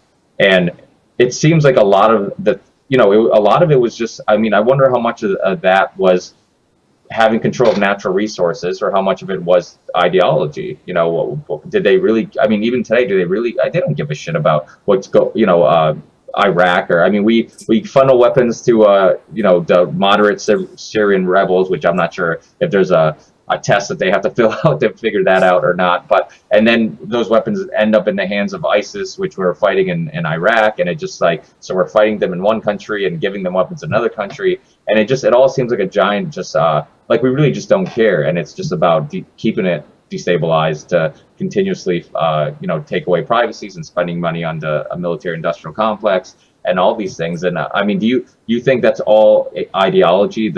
All these moves, really? Yeah.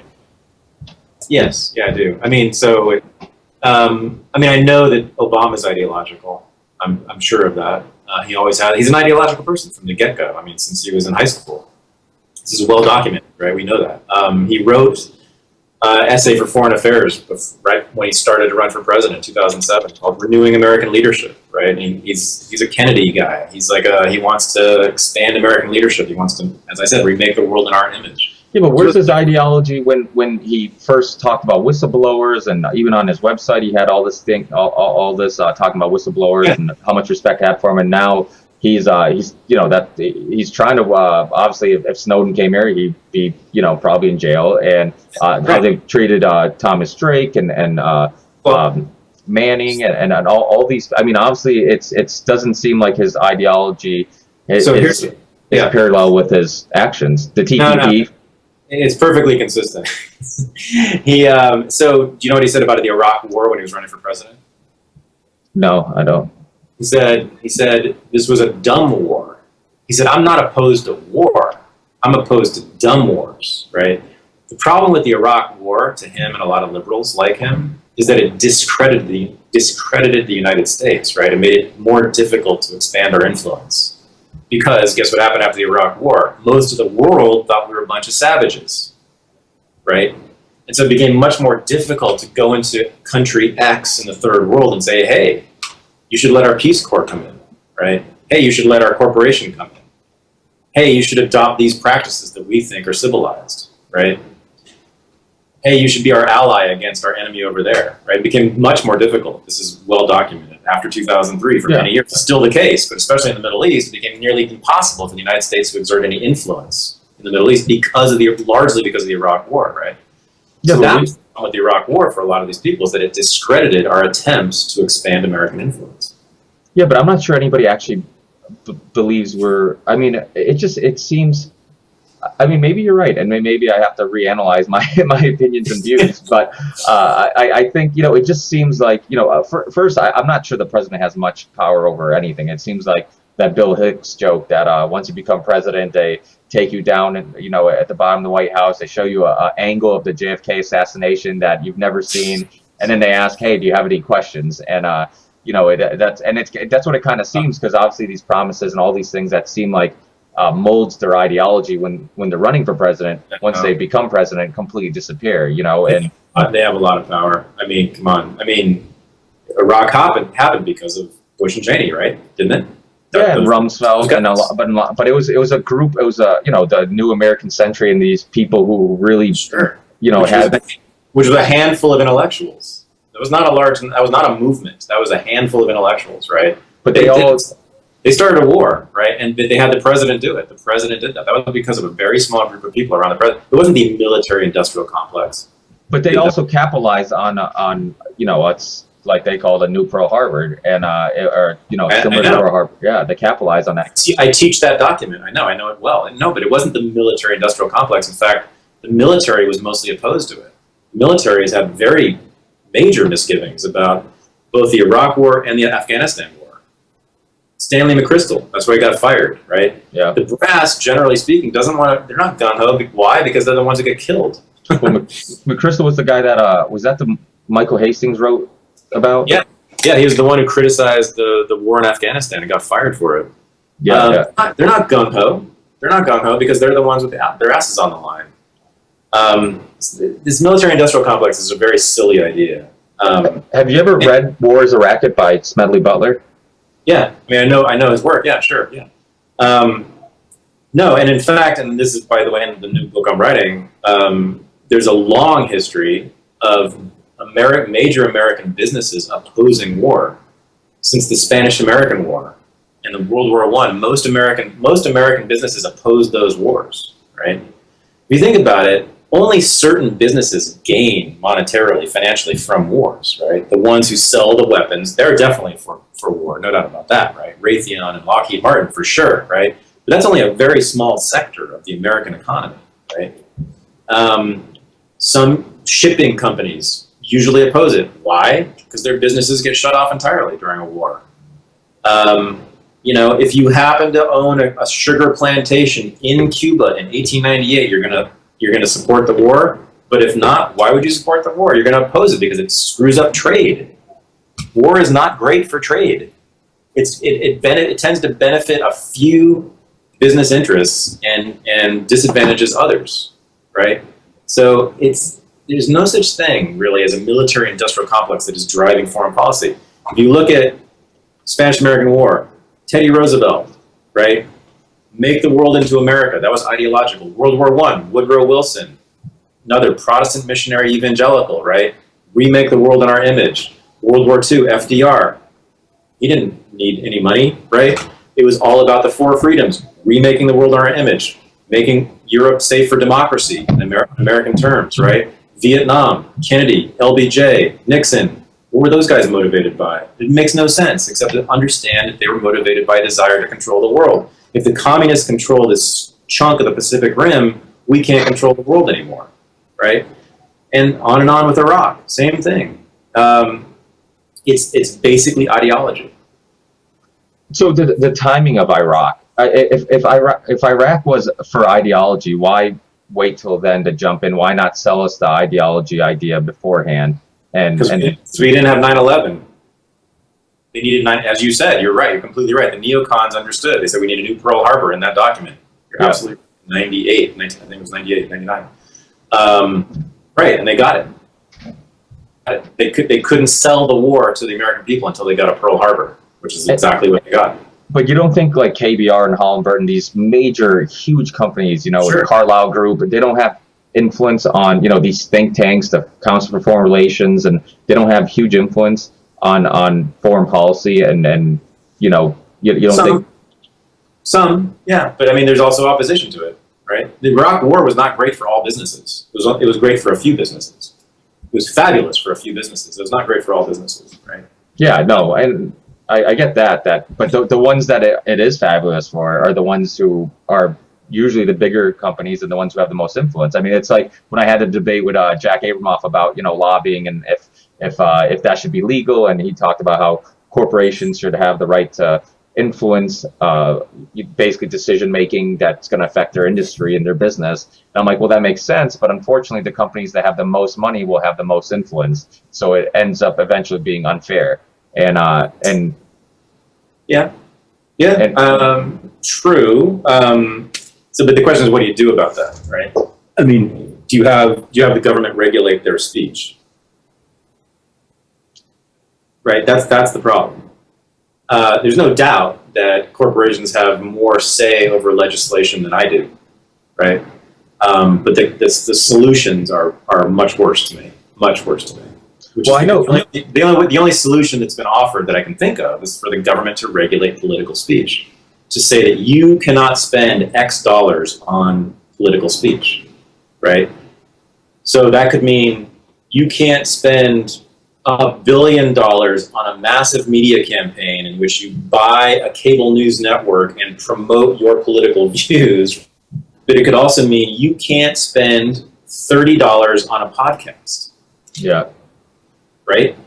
What you're doing right now is you're using money, because you spend some money on that microphone, right? And the software they're using right now, you're spending money to influence politics in this country right now. That's what you're doing. So I don't see why that quantitatively different, but qualitatively any different than what Halliburton or what Rupert Murdoch has done, right? And so when you say the government must regulate that, what's to stop them from regulating your podcast?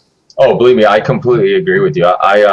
I don't call myself a libertarian by any stretch, but I definitely seem to agree with a lot of their ideas more often than not. And I've heard you on podcasts and interviews, and I know your opinion. This whole idea of the state has a monopoly on violence, and I completely agree with that. But I also agree that I think the thing about these ideologies is that so often you get the conservatives that say it's a state issue, and then you get the liberals that say it's a corporation issue, and I think it's a people issue. I think you're never going to stop people from, like you said, the psychology of trying to get more power, more money, more power, and some of those people are going to end up being politicians. Some of those people are going to be CEOs of corporations, and so it's neither or. It's not the state or the corporation. I think it's just people in general. It's an issue with I guess but here's why we should be completely optimistic, right? So 20 years ago, 30 years ago, right?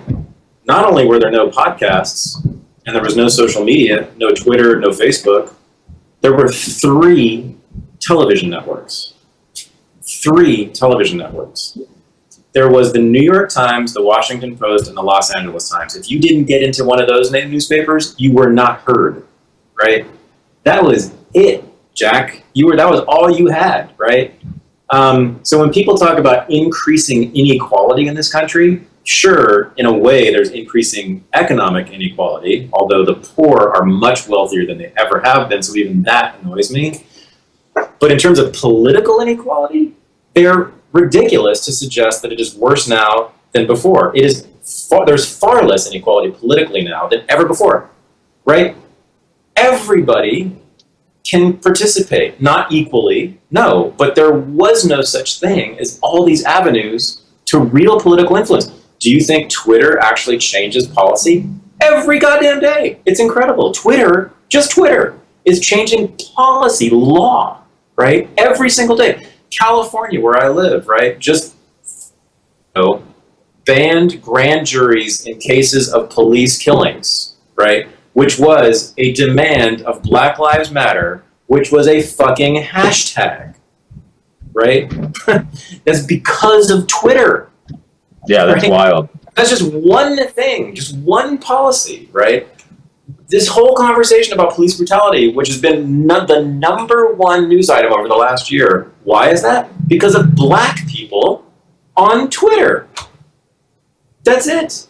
Black people on Twitter, right? The lowest orders of society, using one platform from technology, have changed the whole national conversation and are changing laws and policies. So, you think if you, you're not saying this, but I mean, if the people who suggest that we have greater political inequality because of Citizens United are fucking either lying or retarded. I don't know what, it's one or the other. It makes zero sense to me. No, Black Lives Matter activists do not have as much power as Halliburton, but they have far, far, far more political power than black people did 5 years ago, 10 years ago, 20 years ago, 50 years ago. Far more. Poor people have access to political power when they had none 30 years ago, when it was just ABC, NBC, CBS, and 3 newspapers. Yeah, no, it is. I mean, you're absolutely right. But I mean, does it get to a point where there's so much noise that now there's so many voices that people nobody's being heard, as an individual? Like, it's harder to stick out. It's harder to get your ideas across because there's a billion podcasts, there's a billion bloggers, there's a billion avenues to go down to get information. Compared to the 1970s? I mean, well, no, I'm saying we definitely have more now. But what I'm saying is that you and I had no chance of being heard at all in the 1970s. Oh, absolutely. No, you're right. You're right. Yeah, and now, so we just have more media stars. We have, thousands more media stars, right? People who are stars, who are famous, who are on national television because of fucking Twitter, who are nobody. Like, Black Lives Matter is a great example of this, right? A lot of the leaders of that were nobody politically a year ago. Like, I think his name's DeRay Mackison. He's like one of the big, he's probably the biggest star. Yeah, he's one of the big activists. But like, he himself said he himself wasn't even aware of police brutality himself a year ago or a year and a half ago, right? Now he's like on cable news every night. Every night. Yeah, and he's changing law, not just like changing minds, he's changing law and policy, right?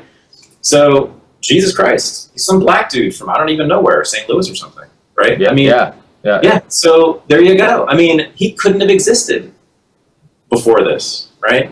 So when Bernie Sanders goes on and on about political inequality caused by economic, he's lying, or I don't know what that is. It's like this cognitive dissonance. It's like, have you not looked at the world, dude? I mean, it makes no sense whatsoever. And then the solutions they offer are totalitarian. I'm sorry, but it is. The only solutions they've offered is government control of speech, political speech. Who's to say that you spending whatever you spent on your podcast should be allowed? Right? Because you could have undue influence. Well, what if you got some more money and then you started spending $100,000 on your podcast to get more listeners, right? Why shouldn't that be regulated, right? Because then guess what? You now have X more influence than a poor person does with their podcast. A podcaster who has 100 listeners versus a podcaster who has 200 listeners. That's inequality. That should be regulated too, according to their logic. It's a horrendous Pandora's box that they are offering. It just makes no sense to me that this is seen as a good and democratic, fair thing to do. Is it safe to say you're not a Bernie Sanders fan because he's a socialist? I'm not a Sanders fan for a lot of reasons. I'm not. I used to be a socialist. I'm not. Yeah. I'm a big fan of Ralph Nader, actually, and I was a big. I am too. Yeah. Even though I disagree with him on some stuff, but I loved his intervention. I loved running against the big parties. First of all, Bernie Sanders didn't do that. He became a Democrat, right? So kind of lost my interest there. And then he doesn't mention foreign policy, which is the most important thing, right, for the executive. That's what the president. That's where the president has the most power, as the most importance. Commander-in-chief. Yeah, Commander-in-Chief. Yeah, a friend of mine just posted on Twitter, actually, the other day. He looked at his website and noticed, I was amazed by this. Go to Bernie Sanders' website, his campaign website. There is not one mention of foreign policy. Nothing. It's on the issues. It's a list of issues. Yeah. Foreign policy isn't even on there. I was like, I couldn't believe it, right? He's running for the Commander-in-Chief. How do you not mention it, right? Yeah, he sucks in a lot of ways. He is no Ralph Nader. Yeah, and it's funny because I remember there's a great documentary on Ralph Nader called oh my god, I can't remember what it is. I believe it's still on Netflix. Yeah, I know what you mean.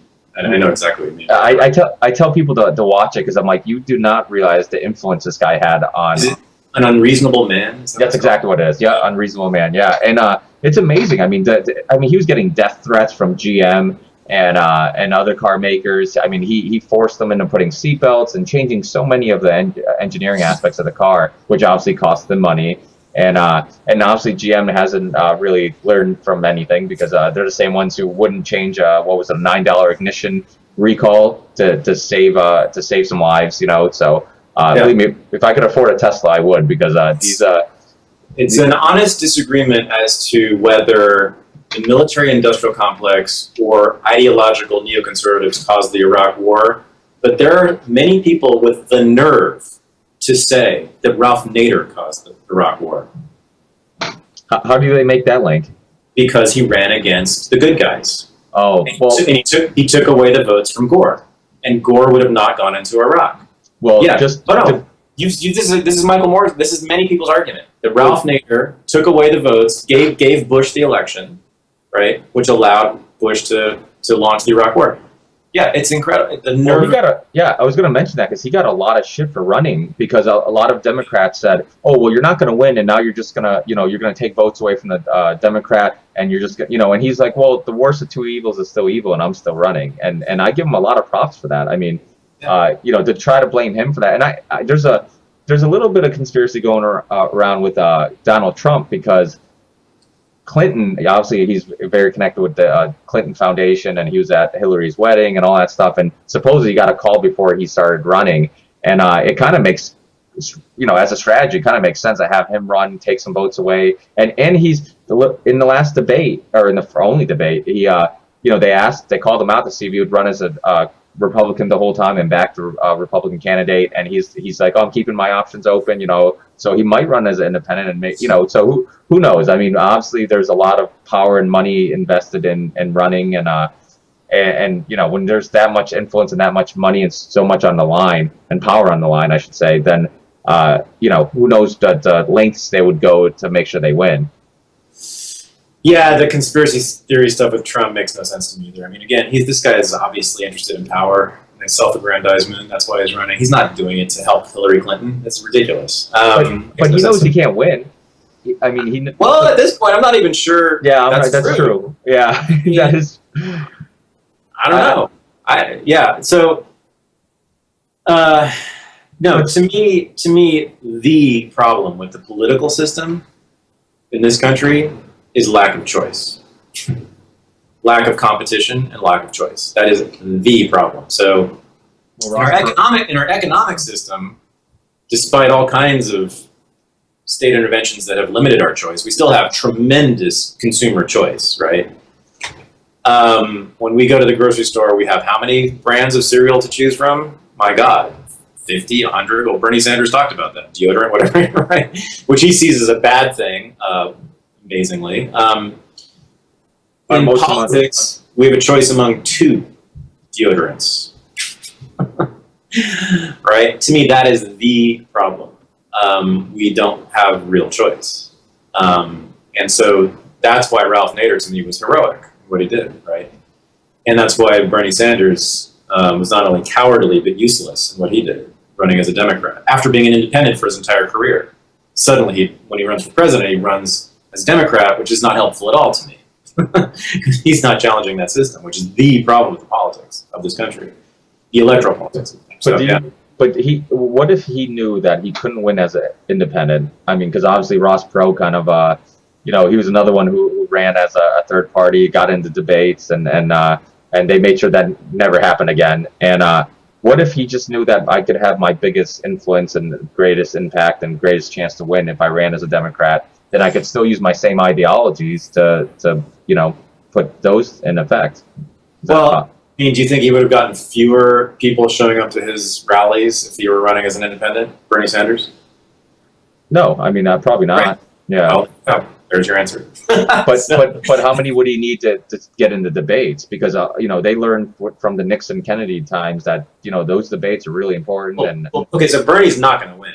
Yeah. So Bernie's not going to win, whether he runs as a Democrat or Communist Party official, whatever it is, right? It doesn't matter. Or Muslim candidate, whatever. So the debates are just a small part of it, right? I mean, it's but they're crucial. That's not why he's on the talk of the town, right? He's talk of the town because he's getting lots of people showing up to his rallies, and that doesn't have anything to do with which party he's running for, right? But he needs to be involved in the debates. Obviously, it's much easier if you're a Democrat or Republican, and people. Yeah, they're not letting anybody else in the debates. That's for sure. Well, they're run by both parties. Yeah, but I far prefer what Ralph Nader did, which was run as an independent and constantly attack the debate structure and say that other parties should be involved, should be allowed into them, right? Which was the first time anyone had seriously mounted a challenge to that, right? That's far more useful and important to me than what Bernie's doing. And by the way, what Bernie's doing is so narrow. Even if you agree with it, it's just so narrow. It's just a sort of massive redistribution of wealth to public works projects. It's the New Deal. It's the New Deal. Yeah, good chapter. Yeah. Yeah, which, as you know, I'm no fan of. But even if I were a fan of it, that's a pretty small thing. And by the way, something that the Congress has much more power over than the executive. To not talk about foreign policy at all is really, really egregious. And then he was dragged into talking about police brutality, which of course the president has very little say over either. But Black Lives Matter, as crazy as they were, they're the ones who forced him to do that, and God bless them for that. But that wasn't him; that was them forcing him.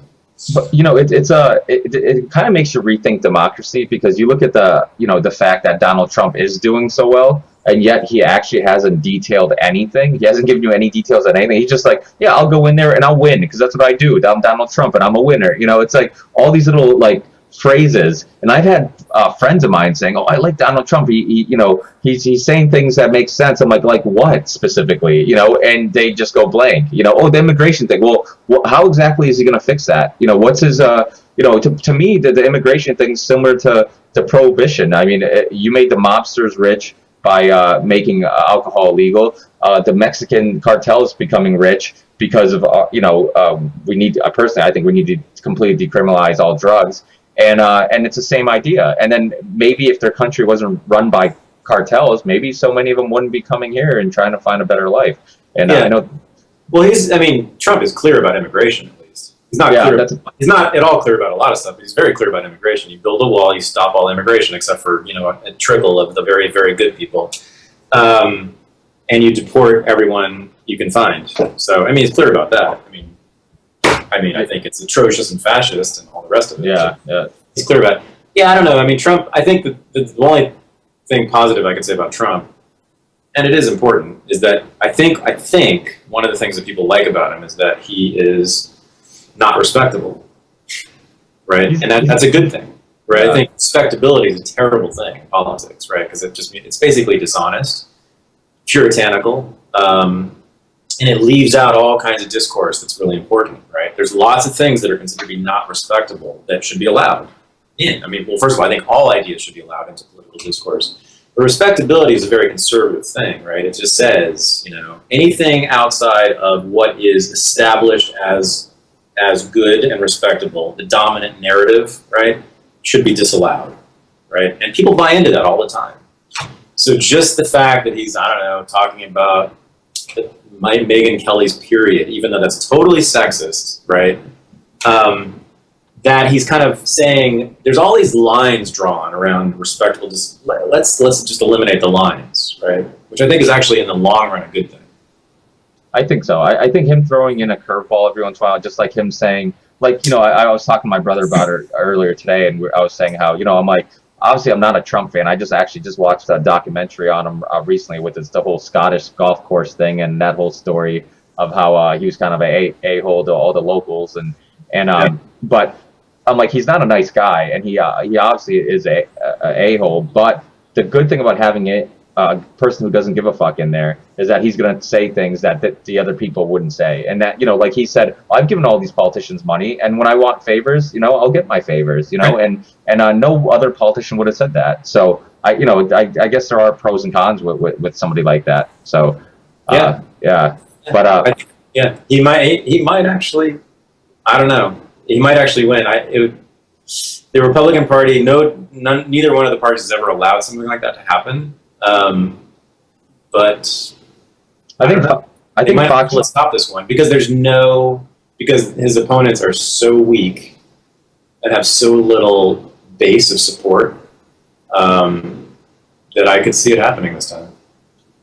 Yeah, I mean, everybody says at the end of the day it's going to be Bush and Clinton, but I still think that's most. Yeah, I think so too. And Jeb Bush has done a great strategy by his logo only being Jeb, no Bush. He doesn't put anybody. It's like and when he announced he was going to run, he didn't have any of his family members there. His brother or his father.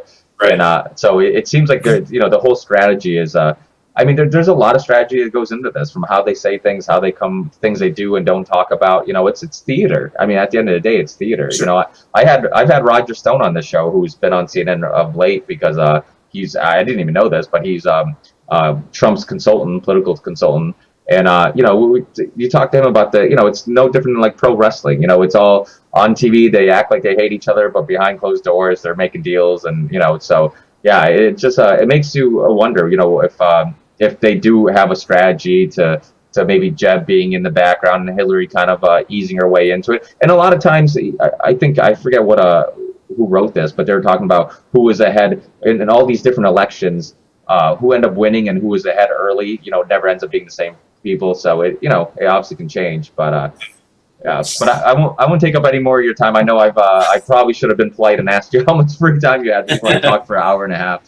But thank you so much, Thaddeus. I really appreciate you taking time to come on the show. And I'm a big fan of yours. Like, anytime you're on a podcast, I'm delighted to hear what you have to say. And I love your you just being very open to a democratic debate and just having these conversations. I think that's so important. I think people who get stuck in these tribal thinking of being stuck in ideologies, and I've seen you on the School Sucks program. I've had Brett Venat on, and I love seeing you on there because I love the fact that you're having these debates, and it was some of the most interesting listening I heard, just because it's always fun to. I know you do martial arts, and I've done it in the past too, and it's like watching two jiu-jitsu guys just rolling around and just trying to find these openings, and it's just, to me, it's very entertaining to see just people who are very open-minded and willing to have these discussions, because I always say on the show, none of my opinions are established, and just as you notice, because I'm pretty sure you've changed a couple during the show, and I think that's really important, to be open to, and like you've said, there's no truth with a capital T. I think when and then I think that's an important thing to kind of remember, that we should be open to possibly even understanding we might be wrong with whatever established opinion we might have. The thing that I value the most in people is curiosity. So, Isn't that what got us from tribal monkeys to having technology and stuff? It's always wondering, and I think curiosity is, like you said, the most important. Yeah, I'm still here. Oh, did I lose you? Hey there. Even Skype's like, well, you just finished this fucking podcast. But thanks again, everybody. Get the book if you haven't got it. It's a great read, and I'll be looking forward to your foreign policy book. And I know it's probably very early, and writing a book takes a lot of time. Do you have any timeline on when you think that might be published and released? So my favorite thing about people is their curiosity. My least favorite thing is when they ask me about how my book's going. Sorry about that. In that case, I can tell you actually, it's I have a pretty hard deadline of finishing the manuscript of this winter, the coming winter, and then I have no idea how long it'll take the publisher to publish it. That's up to them. They don't even know at this point. Yeah, but maybe hopefully the following year. Yeah, awesome. Well, thanks again, Thaddeus. I really appreciate it, and hopefully I'll have you on again in the future. And I'll keep looking out for you on Daniele's podcast, Chris's podcast, and hopefully you're back on Rogan's, and hear some more interesting conversations and debates. Excellent. Thanks so much for having me. Thanks, Thaddeus. Okay. Thank you. Bye. Bye.